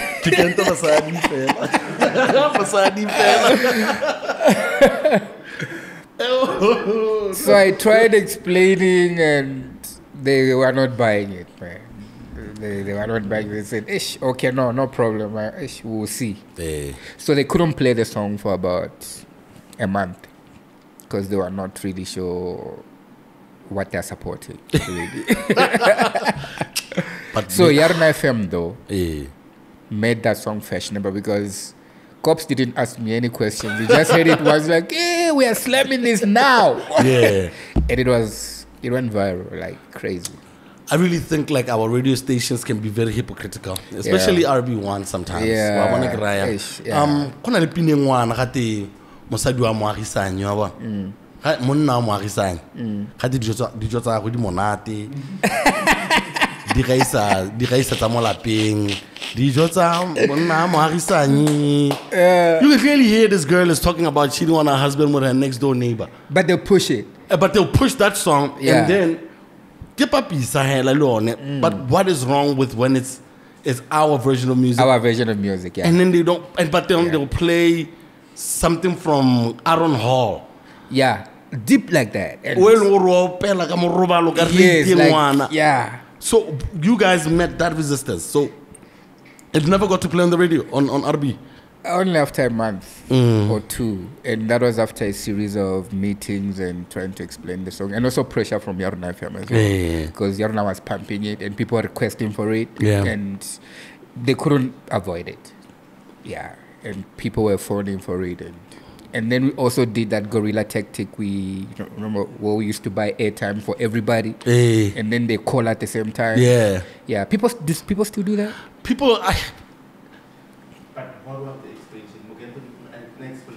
When they were refusing to play the song at RB, how do they explain it? I never feel like because it's to them, they think it's talking about sex directly. But I told them, no, we're describing process ya mokento, like when you go to a doctor to... How about you papisa? Okay. I mean, come on. Like, seriously, man. we are artists, we are creative, we try to, yeah. But I then really again- think, like, Botswana Lo and Toto, I think we can be our worst enemy at the same time. Yeah, there's that as well, huh? Because, like, it makes no sense why someone who works in a creative space is going to be so hard-headed about it. Listen, come on, this guy is not directly doing that. Yes. And it also goes for product placement on videos. I don't know if you've ever had a situation like that where BTV, if you go get a check maybe from Coca-Cola or someone, and then you have it on your video, it's enough reason for them not to play it. Yeah. So I don't know, what are some of the things that have discouraged you guys from being able to stack in more money apart from just the performances as you've gone on? Because endorsement deals and all of those things need not a lot more, the one artist, Mampizi, and a couple of, the Petlas of this world. Why didn't we see more of that? Why do you think there's no support? Yeah, I think that's another culture that we need to encourage the private sector to actually support local artists through. Yeah. Yeah. I think they undermine us. I don't know. Yeah. They do see our potential. They see we draw numbers, but they hesitate in giving us endorsements. Yeah. Yeah. Maybe behind the scenes, there's some jealous person that's saying, I don't know, man, because I need something else to make sense. Because in other parts of the world, this is a norm. Almost every artist has some kind of endorsement, except for Botswana. Yeah, it's sad. I don't know what causes it, but definitely behind the scenes, there's a problem there. I want to look, sorry, Yeah. like when you go through social media posts, just random posts, when they're talking about just a local celebrity, 90% of the comments are always quick to say, how want to celeb Botswana. Yeah. And you can see this is deep rooted. Yeah. And the only time you feel like a celebrity is when it's show time. They can pass you like they don't know you in the main mall. Yeah. Or in any other mall. Yeah. Yeah, but they only celebrate you when you're on stage performing. Yeah. Yeah. In other countries, you're celebrated whether you're performing or you're not. Yeah. Yeah. So Botswana is special, I guess. And I think for me, I've accepted that. It's a reality. Yeah. You're only a celeb when you are actually holding stage. the mic. Yeah. Yeah. So, yeah. Man, we're getting so many like low-key jewels from Big Homie. I want to find out for where I'm me. Okay, screw this. I'm gonna start. You've done a lot of businesses, Lloyd. I don't know a business that you haven't done. Yeah, I've done it all, man. Different. When was that moment when you said, you know what, I'm gonna bet on myself and start doing business more? Marry my lady. Yeah. F this shit. Yeah. That's actually very interesting because I've never made music my first priority. Yeah. It's just that music, when you present it to the people, you have to make it look like it's the only thing you're doing. Because that's what it entails you to. You have to look the part and play the part. That's why you can be an artist and look like a teacher. Yeah. Yeah, you have to look the part. By all means. Yeah. Shit, baby. Come on. Yeah. Now. What? So behind the scenes, I'm a herbalist. Yeah. By the way. Okay. Yeah. And nobody knows this. Break it down. What does that entail? I'm a herbalist. I heal people with herbs. Okay, I cure people with herbs. What's in this drink? Okay. Combos or what? Like how? Yeah. But not from a spiritual perspective, but from a health and that perspective. Like if you have low blood or you have problems with maybe giving birth or erections, anything to do with health. Yeah, that's why I come in. Yeah. Okay, that was the crazy segue. I have a couple of products in all sorts of shops and Are you pharmacies. serious, my nigga? Yeah. Put me on. Yeah, right. I can use some herbs. So when did you? Is this a talent that you discovered, or is this something that you trained for? What? How do you? It's a calling I answered. Yeah. No, I don't. really, I know. I like, don't I'm look. intrigued for real. I don't. Yeah, I don't present myself as a herbalist, but I am. And I'm deep in this thing. Like, For real. So do you do it for profit, or do you do yeah, it I do it for because I do it for calling? profit now. Yeah, then put yourself on the cover and stuff and say Lloyd's Herbs. Just go for it, you know? Yeah, but yeah, I've been doing it for a while, for almost 20 years now. Lloyd, you gotta be kidding me. Are you No, I'm serious? serious. Yeah, I'm serious. So, come on. So how do people then know that you are so that, how do you run that side of your life so much so that it's running parallel but no one can see it? Yeah, you can't. Yeah, it's Hey. because you know what? This kind of thing is like highly confidential, if I may put it that way, because it deals with people's health. Yes, sir. And that kind of thing. And nobody really wants to advertise their health and their challenges and all. So yeah, that's why nobody knows about this. No, you've piqued my interest. So, are you in any type of association? Because, like, I think a lot of these, a lot of dudes are trying to officially make. Association. Yeah, I'm one of the members. I think I heard an interview once on RB1, and a lot of it is about like legitimizing what it is that they do. But a couple of herbs have gone through, like Bosingaparile, all of those that are already being mass produced. I remember when my dad used to boil that thing in the kitchen. My mom, but it came in like, I got the devil's claw. So these things, they're for real. Because I thought that dude was tripping. Those things are for real. They're the realest things you can never drink. Because they're organic and you are organic. So real recognizes real. They actually go to work as soon as you take them. Okay, we got to talk some more. Yeah, we should. We got to chill with this We music should. shit. So as far as mass production, are you trying to get into that, or do you work with referral? I think that this is my last question on this.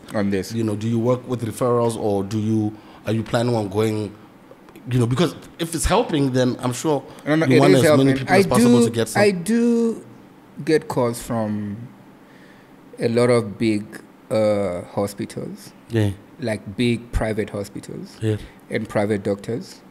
They refer some of the patients to me because they know I have what they need. So I put them on that and we save lives. So it's all good, man. It's I lied. That was my last question. Before, how did you discover that you had it? Like, do you have family members amongst your family bana leon lineage thing, so that at least you were able to get answers? I think sometimes with young people, especially with spiritual stuff, sometimes also, you know, you think you're losing your mind. You're like, yo, I gotta express this somehow, and then you're afraid of telling people around you because they're like, hey, they'll judge you. They'll judge you. Yeah. So how were you able to like fully develop it to a point where, you know, you're confident enough to you know, to express it to the people that need to know? In my bloodline, there's nobody that I would say has it. But it's something I picked up some 25 years back, even though I started doing it 20 years ago. I saved some neighbor's life back in Kwapir. Yeah, and they were so thankful that they didn't know what to do. So they bought me a little car that I sold almost immediately. It's the Merc. You remember the Merc, eh? The two-door Merc. Yeah. The coupe. Yeah. You must have saved someone's life for real. Yeah, for real. No jokes about it. Like, nigga, this is a two-door yellow coupe. Like literally from the graveyard type of situation, you know. So yeah, they started referring people to me, those people, and I kept on just doing it until it was just full blown. And now I help people even outside the borders. They come, they call me, and I go attend to them. And narrate. No, we're definitely coming through. concoction. Yeah, I mean, but I feel like every man and every woman must take herbs because Dr. Sabi, that's who I was thinking about. Oh, Dr. Sabi, yeah, Dr. Sabi. Because you see, herbs are the only option God gave in Organic, terms of man. feeding you and healing you is concerned. Yeah, there's no other alternative. You know, the pharmaceutical drugs and all, they're good, but not good enough. Yeah. Wow, man. Like that's impressive, man. I'm gonna come to the hard questions. Top 5 Kwaito Kwasa artists of all time in PW. That one is easy. Top 5. Yeah. And you gotta tell me in why. that order. Yeah, from 5 to 1. Okay. I'll give this to. Should I start from number 5? Number 5, yeah. Okay. Number 5, I'll put Exodus. Yeah. Okay. I'll put Exodus because I feel like the career was short-lived. Yeah. But they had some hits. Yeah. We danced to those guys. Yes, sir. Yeah. It's nice to see them back. I saw them. They did a gig with the Swag Boys. The Swag Boys. Swag Boys DJs. Yeah. Yeah, those. Huh? Yeah. So it's looking good. People miss those tracks. So at least guys are out there performing. But that era was crazy. No, yeah. Sunday Ultimate. My God. It was a like, mess. how old are these people? Yeah, like, I don't get it, huh? No, something is happening. Something is definitely happening. Yes, and then at number 4, I'll put Schizo because he started the genre. Yeah, but he had like some. There was Tupundu. Yeah, there was Tupundu and there was Afro Blue. The whole album, Afro 1 and 2. Yeah. Yes, sir. They were major. Why do you think?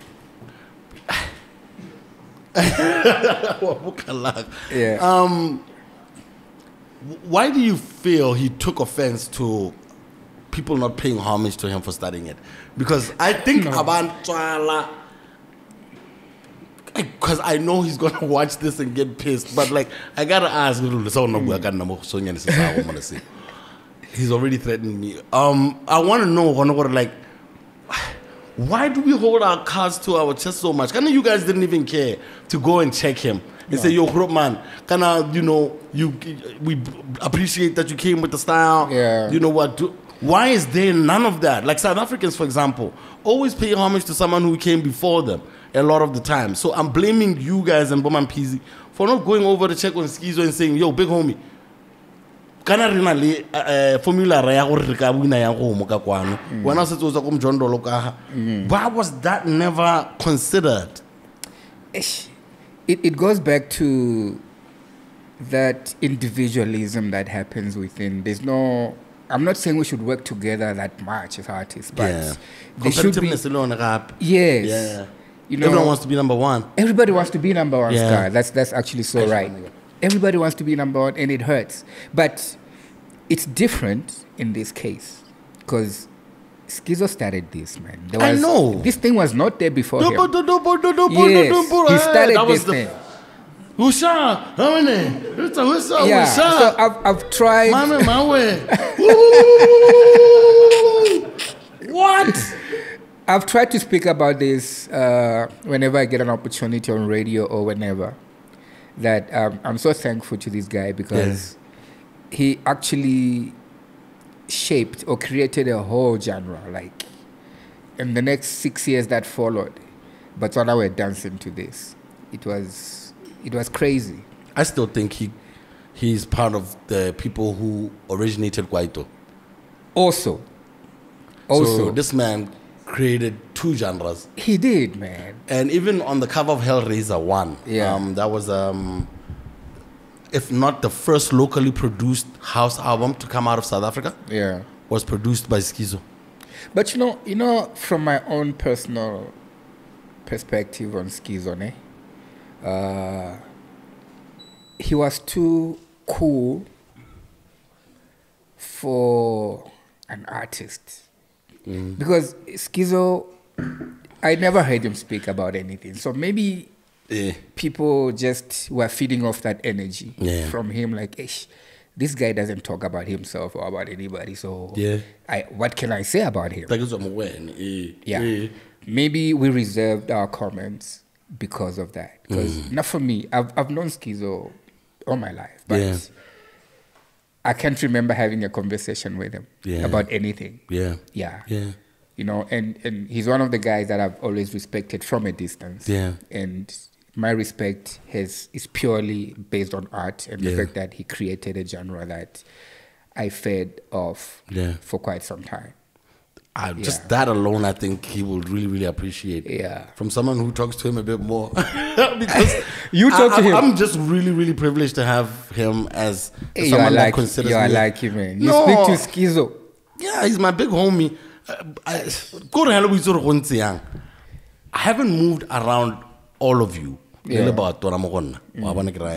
Even during then, because like you guys had been there before me, and I learned mostly from Third Mind and Mo Presley and Bo Eric and all of that, but you were always around as Reba's brother. So so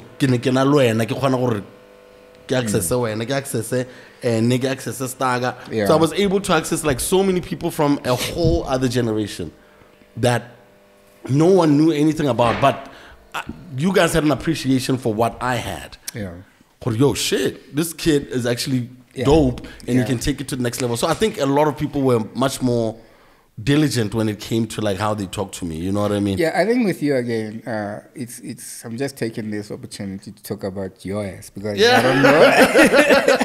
I'm always talking about people's business. Yeah, but you know what? I have to tell you this. You know, it's so difficult for a hip hop artist to find themselves in the mix of Kwasa in traditional groups. And you were the guy that did that. All of you guys give me love all the time. Yeah, man. And somehow you just, I don't know, man, you made it work. Like, you just fitted, you know. And I was like, how does this guy do this? Because if you try any other hip hop artist and fit him in the mix of these, it never worked. They'll just say out. But with you just took the crowd to a whole new level. I think it was also one where I had a respect for what other guys were doing. I remember there was a time that Jeff Matata I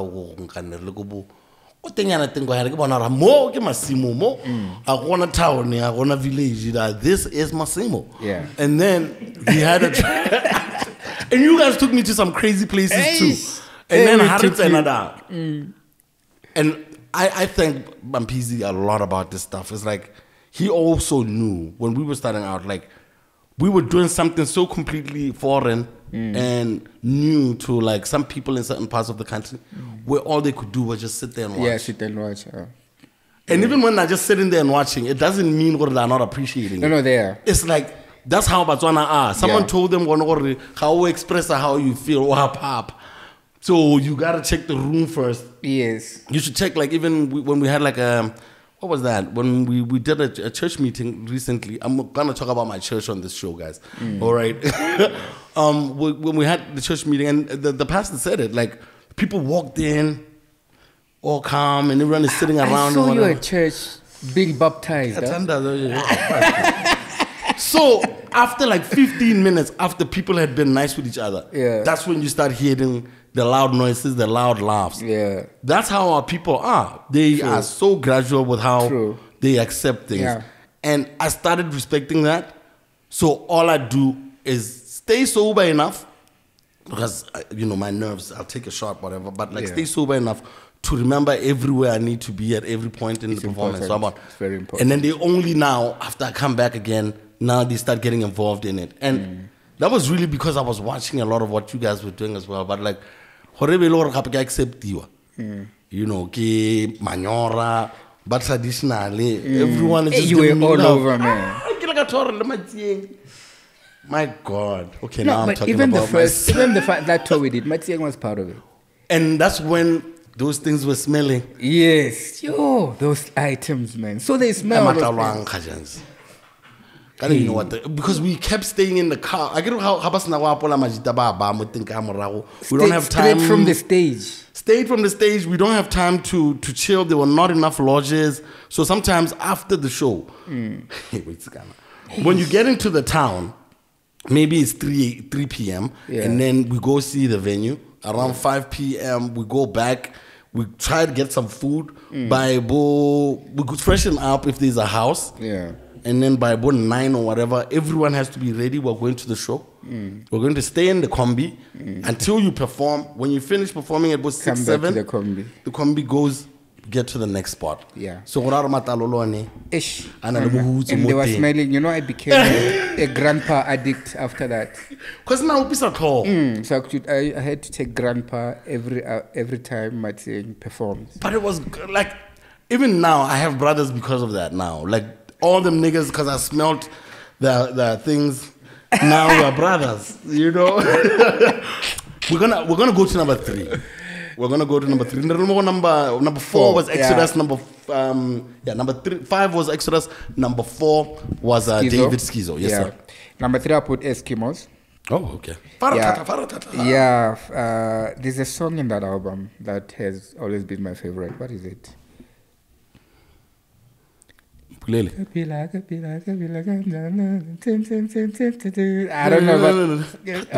know what the name is. I've forgotten. But that's my song, and those guys never perform it.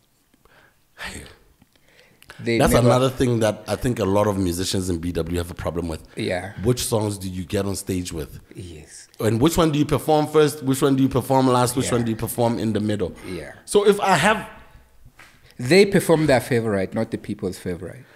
A lot of BW musicians do that, though. Yeah. So it's... How do you guys pick your set? Let's say you're promoting a song that's big. Let's say it's Pokoja's year now. Yeah. And it has just been released. Yeah. Do you start with it or do you end with it or do you put it in the middle? We start with it and end with it. Yeah. Yeah. Start with it and end with it. And end with it. Yeah. Because that's what people came for. If you think about it. Yeah. Because that song is popular. So that's what they're there for. So you got to perform that song twice. You know, no one can teach them that except someone who's done it before. Yeah, of course. So I want you out here mentoring people because, like, I see them start. Yeah. Cling. And then reserve it for them. Boring us. Yeah. Like, why are you doing that? You have a hit song, dude. Play it. Yeah. Create that hype. You know, so yeah, you start with it and then you end with it. Yeah. It only makes sense. And it's value for money for the people that came to see. So if you got one hit or you got a hit out there, start with the song that the people know. Yes. It will even bring the people back. Yes. Hey, he's here. Yes. Yes. Yes. All right. And while they're still excited for you. Okay. Yeah. Awesome stuff. Number 2. I'll put Wizards. It's not nice to put yourself in the list or also to skip yourself as well. So the only reason I'm putting myself in this is because I feel like it's been a journey of personally noticing that there are people that I think we've inspired. Yeah, because for us as Wizards, we were very clear from the beginning that we are not here trying to be the best. Yeah, we are here to try and provide or create the necessary competition that the industry needs. Yeah. Competition that forces you to do better. Not that I'm better than you, but it makes you realize, okay, I need to do better. That's what Wizards has always been about. Yes, sir. Yes, and we also understand completely that because people love ATI or they love Ska doesn't mean that they hate Wizards. Yeah. That's why a person can have a playlist of Ska, Wizards, Matsieng, Jeff Matata or Franco. Yeah. It's because they have love for all of us, and probably differently. But essentially they love us. Definitely. Yes. So because of that also, we know that don't try to be the best because the best is always yet to come. Yeah. So that's why it hurts me sometimes when I see artists wanting to be the best. you know, because there's nothing like that. Yeah, there's absolutely nothing like that. Yeah. It just says a lot about you if you're gonna have a mentality like that. It exposes you. Yeah. So for me, I feel like our work has been done, and we seem to have taken a break or quit music, but we can just decide to make a return if we want. The room is open. You never really quit music. You take a break. So yeah, I feel like the most part of our journey has been all about inspiring people. Definitely. Yeah. I'm talking about inspiring people. Malaysia is a star. Yes, it's a product of A we huge have star. Yeah, You know what I mean? He's out here creating beef between Chama Girl and Slicer. Like, what the hell? Like, you know what I mean? Niggas know him. Malaysia was just a young dude inside the crew. Yeah. How did you discover Malaysia though? Like as a dancer and also Malaysia Kabila as and well. Kabila, Man, rest in yes. peace. May his soul rest in peace. Yeah, man. You know what? We've been around for a minute, so surely. Oh, for those who don't know Malaysia, apart from his beefs, he released Thomela. Thomela. And people thought what Thomela was like a South African song. I thought it was a South African track from some dude in Limpopo. He like one or well, you grew up, man, you know, but like yo, Yeah. big man that. How did you guys meet up with Malaysia? Malaysia, we saw him performing at a V show at G West, CJSS. Yeah, he was doing Form 2, I think, or Form 1. Yeah, Form 1. And then he came to audition for dancing. He was very good, but he was doing Form 1. So I told him that you're going to have to grow up a little more. Form 1, I don't know. Musila. Yeah, and then he went. He was very disappointed. When he was doing Form 2, he came back. And then he says, okay, I'm doing Form 2 now. So what are you saying? I'm like, okay, now let's do it. So that's how we took him. Yeah. And every time we had a show outside Gabs, most of our shows were outside Gabs because we were never truly appreciated around Gabs. Until Mugento though, come on. Yeah, until Mugento. Yeah. So Kabila and where did you guys link up with him? Kabila was initially a T-joint dancer. Oh yeah. Yes. But we once borrowed him to go and perform at the stadium. Oh yeah. Yeah. The Kabelano Charity Cup. Kabelano Charity Cup, yeah. So he came out of a bag. Mashruda. Yeah. And I think he loved the whole Wizards vibe, and the whole connection thing was just on a whole crazy level. Definitely. We connected pretty high, on a very high frequency. And he made a decision when he got home that he wants to work with Wizards. It was a bit tricky because Mercy is my guy, and Mr. you know, Huli. Mercy, Mr. Huli. Yeah. I didn't know how to break it down to Mercy, but he called me after 2 weeks and said, "You stole my dance." No, because I think the only one that they had that was up tempo that I think Kabila would have enjoyed dancing was Tanala. The rest were quite two tracks, and Tabo was rapping in the front. Yes. Yeah. He didn't have too much to do, but your songs were all the way up there. Did you know what his health condition was? No, until much later. Do you mind telling us what it was? Like, do you mind telling us what it was? Because like it was an untimely death. Like no one expected it. You know what? The last year before he passed on, he developed pain, appendix. Yeah, appendix-related pain, and he went for an operation. So apparently they forgot something. Yeah. They forgot something in the inside. So it started reacting and causing extra bacteria because he started bleeding from the stitches, proving that he's actually getting rotten from inside. Jesus Christ. Yeah, so he went back for the second operation, and they removed whatever it is that they were supposed to remove, but it was a bit too late. They removed it a bit too late, so he gave up. Yeah. I know, rest in peace to the homie, man. To the homie, man. He was a good man. If you ever been around him, everyone who's got dancers. Yeah. I'm the naughty corner. I wanna so how about you ready to read about pick I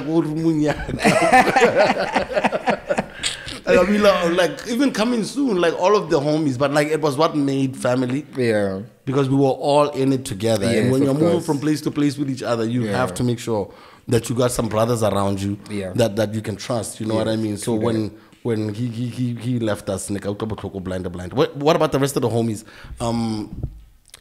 When you guys decided to part ways, did they stay in the music or the bava? Most of them tried to stay in the music, but what I don't understand though is you inspire a couple of people, and then when they go solo, they do R&B. Come on. Yeah. So it becomes no, you're difficult. the last person to say that. No, for real. No. You guys change genres also. Yeah, we tried to change. Yeah, true that. Yeah, true. But because it's coming from a higher tempo to like a... Yes. Who's number one, Papa? I'm Peasy. Because of obvious reasons, his Little album was huge. It changed the game so much, and I don't know, man. He just overdid things, and he deserves to be number one. Yeah. What would you have changed if you could get on a time machine right now, and have a chance to affect the Wizards' trajectory? What do you think you would have changed, or would you leave things the same? For the most part, I would leave things the same. But surely, what I would change now would be the approach to the music industry. Yeah. The business side of it, behind the scenes, like I said, the sabotages, the bribing, I wish sounds like a crime family. I wish we had done them earlier. Come on. Yeah, because I feel like when we did that, defined the success of the group. For real? Yeah. You felt something was actually happening. But there was work being done. Hey. Yeah, and work that you can actually quantify. Say, you can monitor. Yeah. If it doesn't happen, you pick up the phone and say, dude, what's going on? Where's the song? Where's the song? What am I paying for? What is this? Oh, man. So it needs to come back. It really needs to come back, because I don't think that competitive. Do you think it stopped? I mean, I think what they give them back is clout. You can hang with me. But what was happening back in the day, guys were partying with real money. Yeah. Sometimes I've traveled with niggas to go drop off Nando's and airtime. Keep it against the SMS. You know what? I didn't even mention airtime. We used to... Hey, Scar, we used to buy airtime. Like per month, dog. We would put you on some kind of contract. Hey, literally. Yeah, literally, yeah. I really didn't know the game was that deep. So some of these niggas who felt that they were being sabotaged, they actually were. They were being sabotaged. Yeah, they were being sabotaged. And you know what? We actually took this a step further. If your show was the same day as ours, you were going to have a power failure that you are not going to explain. Give me surgeons. No, it was... I think they were nicer. There's some people out there that were really brutal with that game, pa. And we learned the hard way, some of us. Because it's happened to you guys also. It happened, yes. Yeah. And we had to work with guys from BPC. Oh my God. Yeah. You have to cause some kind of electric whatever that nobody can fix. Yeah, for at least 5 or 6 hours. So that the preparations happen. Yeah, and then people just give up and go to the next option. Which is you. Oh my God, pa. Yeah. But so do you think we're ever going to get to a point where the BW music industry would ever feel the same again, or Tatahela, we're at the end of it all. All we're gonna get is just nice pictures online, and shows that are not filled up because of how people take the photos. Yeah, you know what? Are we ever gonna get anywhere? We could, because you know what? We still have hope. There is still you that can actually lead this. I just feel like, I don't know if you saw my post the other day. I was afraid of tagging you in it. I nearly tagged you. I was like, you know what? Our hip hop industry might die very soon because homies are becoming friends now.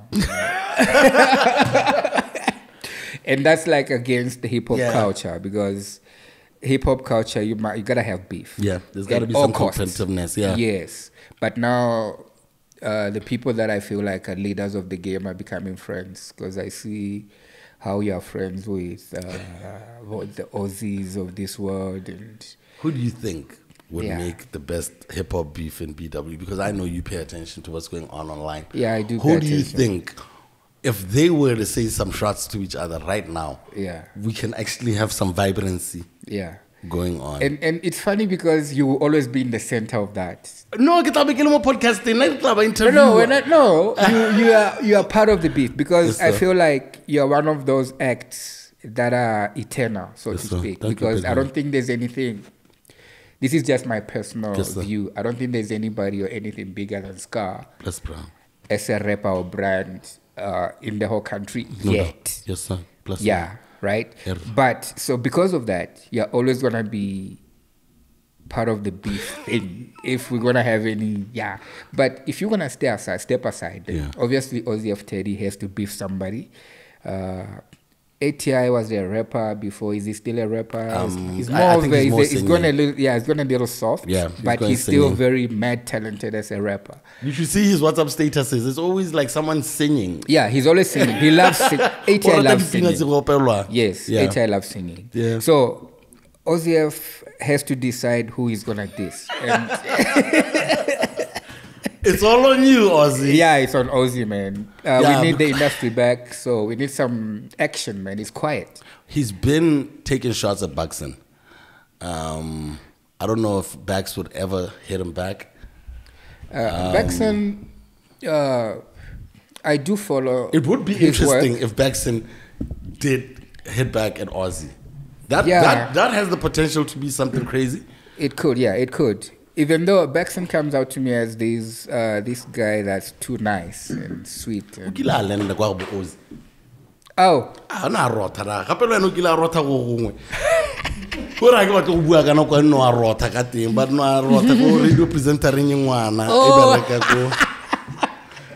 Oh my God. The problem is let's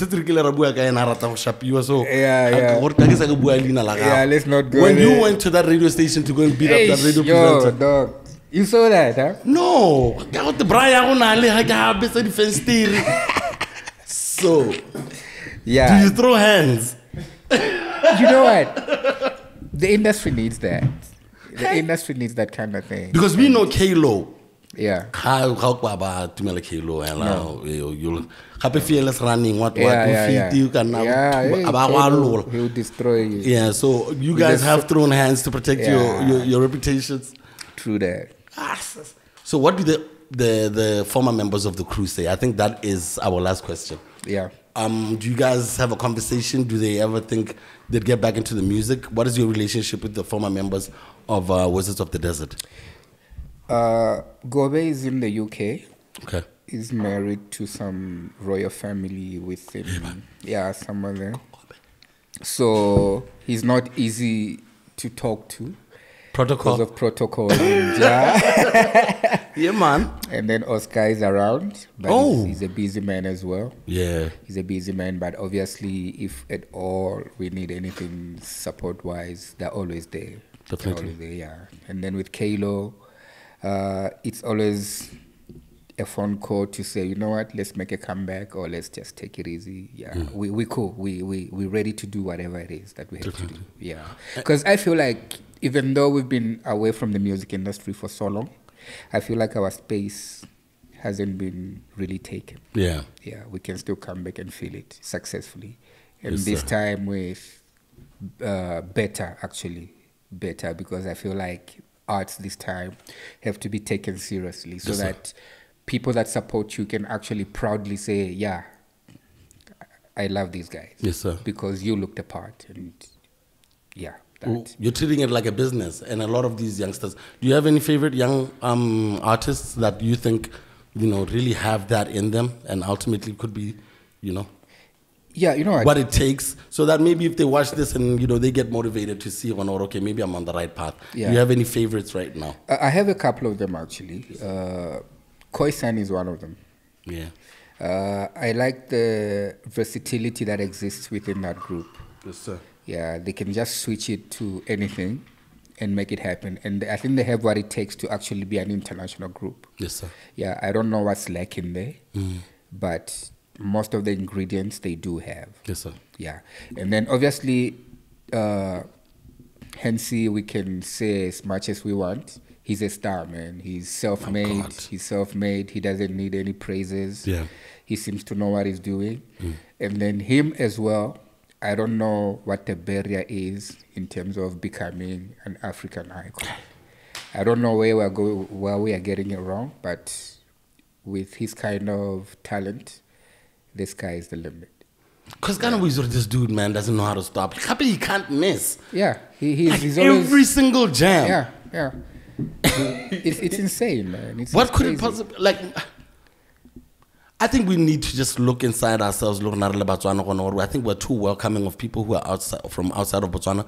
We need to start leveraging our people against their people and saying, well, listen, if you want us to mess with your people, take NC there for a little bit, like some barter system of some, I don't know, man. No, it starts with our local DJs, man. That's where the DJs is. Yeah. Yes, sir. Yeah, the guys in the clubs, in the parties. That's where the hype starts. If the hype is in the clubs and the parties, that's it. Deja vu, Rarlon. Yeah, we're talking to you. Yeah, Deja we vu, mean man. Deja Vu. Yeah. We mean Vineyard. Yes. We mean Cloud9. Yes. We mean all of you niggas. They be like, I'm Yes. gonna start mentioning your names. Yeah. Because Yes. I've been listening to the sets also. Wabon. Yeah. And the problem is that and then when these niggas need jams, they go to the producers, go to students abone. Yeah. Thomas Chilume, khana ka dipina. Yeah. Because you keep giving these people Tito, khana ka dipina. Tito, yeah. Who else? There's a lot of them. Obado, simola khana ka dipina, I lord machita ga ba tla le dipina tsena mo di club. Yes, they have to play them in clubs. Yeah. Flex. Because I think once these people start playing the songs in the clubs, then we can have an ecosystem that makes sense. Yes. No, you got me. Everything will make sense. That's actually all we need to do. So nowadays, let's start paying attention. Every 3 songs, at least let it be local. That's how it used to be when I was on radio. Every 3 songs. Yes. You make it radio local. plays its part. You've played your part, man. Yeah. Don't even feel bad about it. You've done everything radio can do to push But artists. the club. The clubs. There's nothing going on there. Absolutely nothing. At least they should, if they're so ashamed, they should remix it and make it, I don't know, man. Do your work. Mix. Mix it. Make it nice. Yeah, make it nice so that you are comfortable. Yeah. And artists, stop hanging with them. This guy va le malaita na ba va ba le nosi ba na ba batla ba bonela kong ba le nosi ba ntse ba letsa dipina tsa batho ba ba sa hengeng le bone.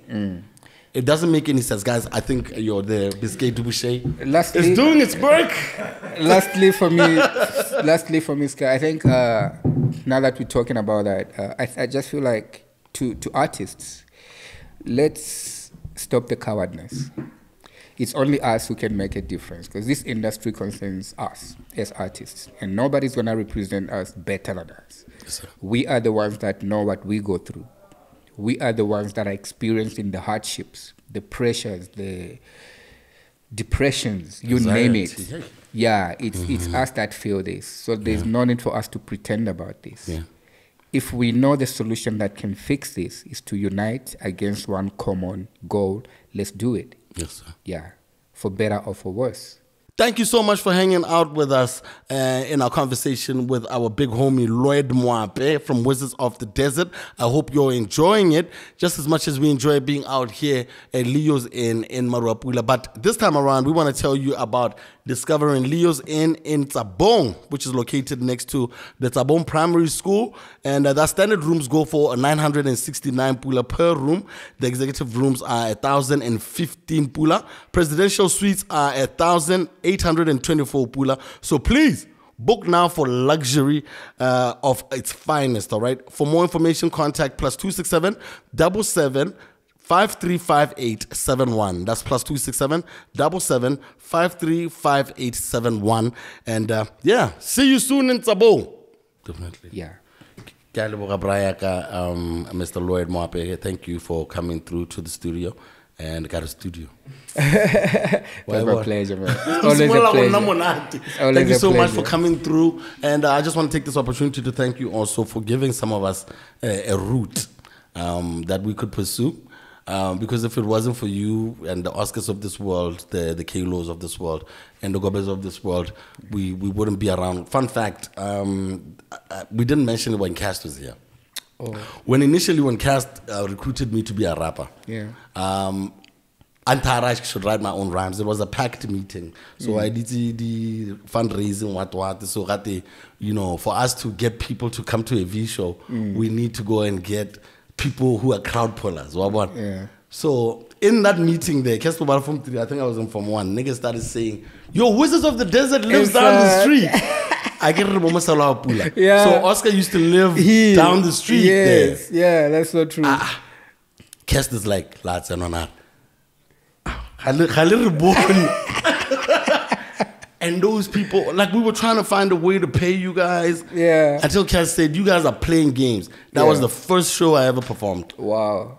Because Cass said, you guys are playing games. Let this nigga rap. Yeah. Let this dude rap. And I swear, that was the beginning. Wow. Because we refused to book you guys. But the fact that you existed, it made it a conversation we can make more money if we save money by making this nigga rap for free. True that. So I owe you more than I can ever say to you. So big up yourselves for actually picking up the pen and getting into the studio. It might have been a lot of nothings, but it was a lot to me. Okay, so I appreciate that so much. Bless up yourself, and bless up to everybody for joining us. It's been fun. We'll see you again next week. A shout out Local Corner. Every single time, guys, when you see that Local Corner channel, make sure you like and subscribe so that you can check out every single thing that they have lined up on the channel. And shout out to everyone at Leo's Inn. We appreciate the accommodation. And of course, Drinks Direct. Dubouché, cognac, baby. You can mix it with some ginger ale if you like, or you can have it neat. It's very, very dope. We'll see you again next week. We'll have another dope guest for you. My name is SCAR. It's been nice. We out. Peace.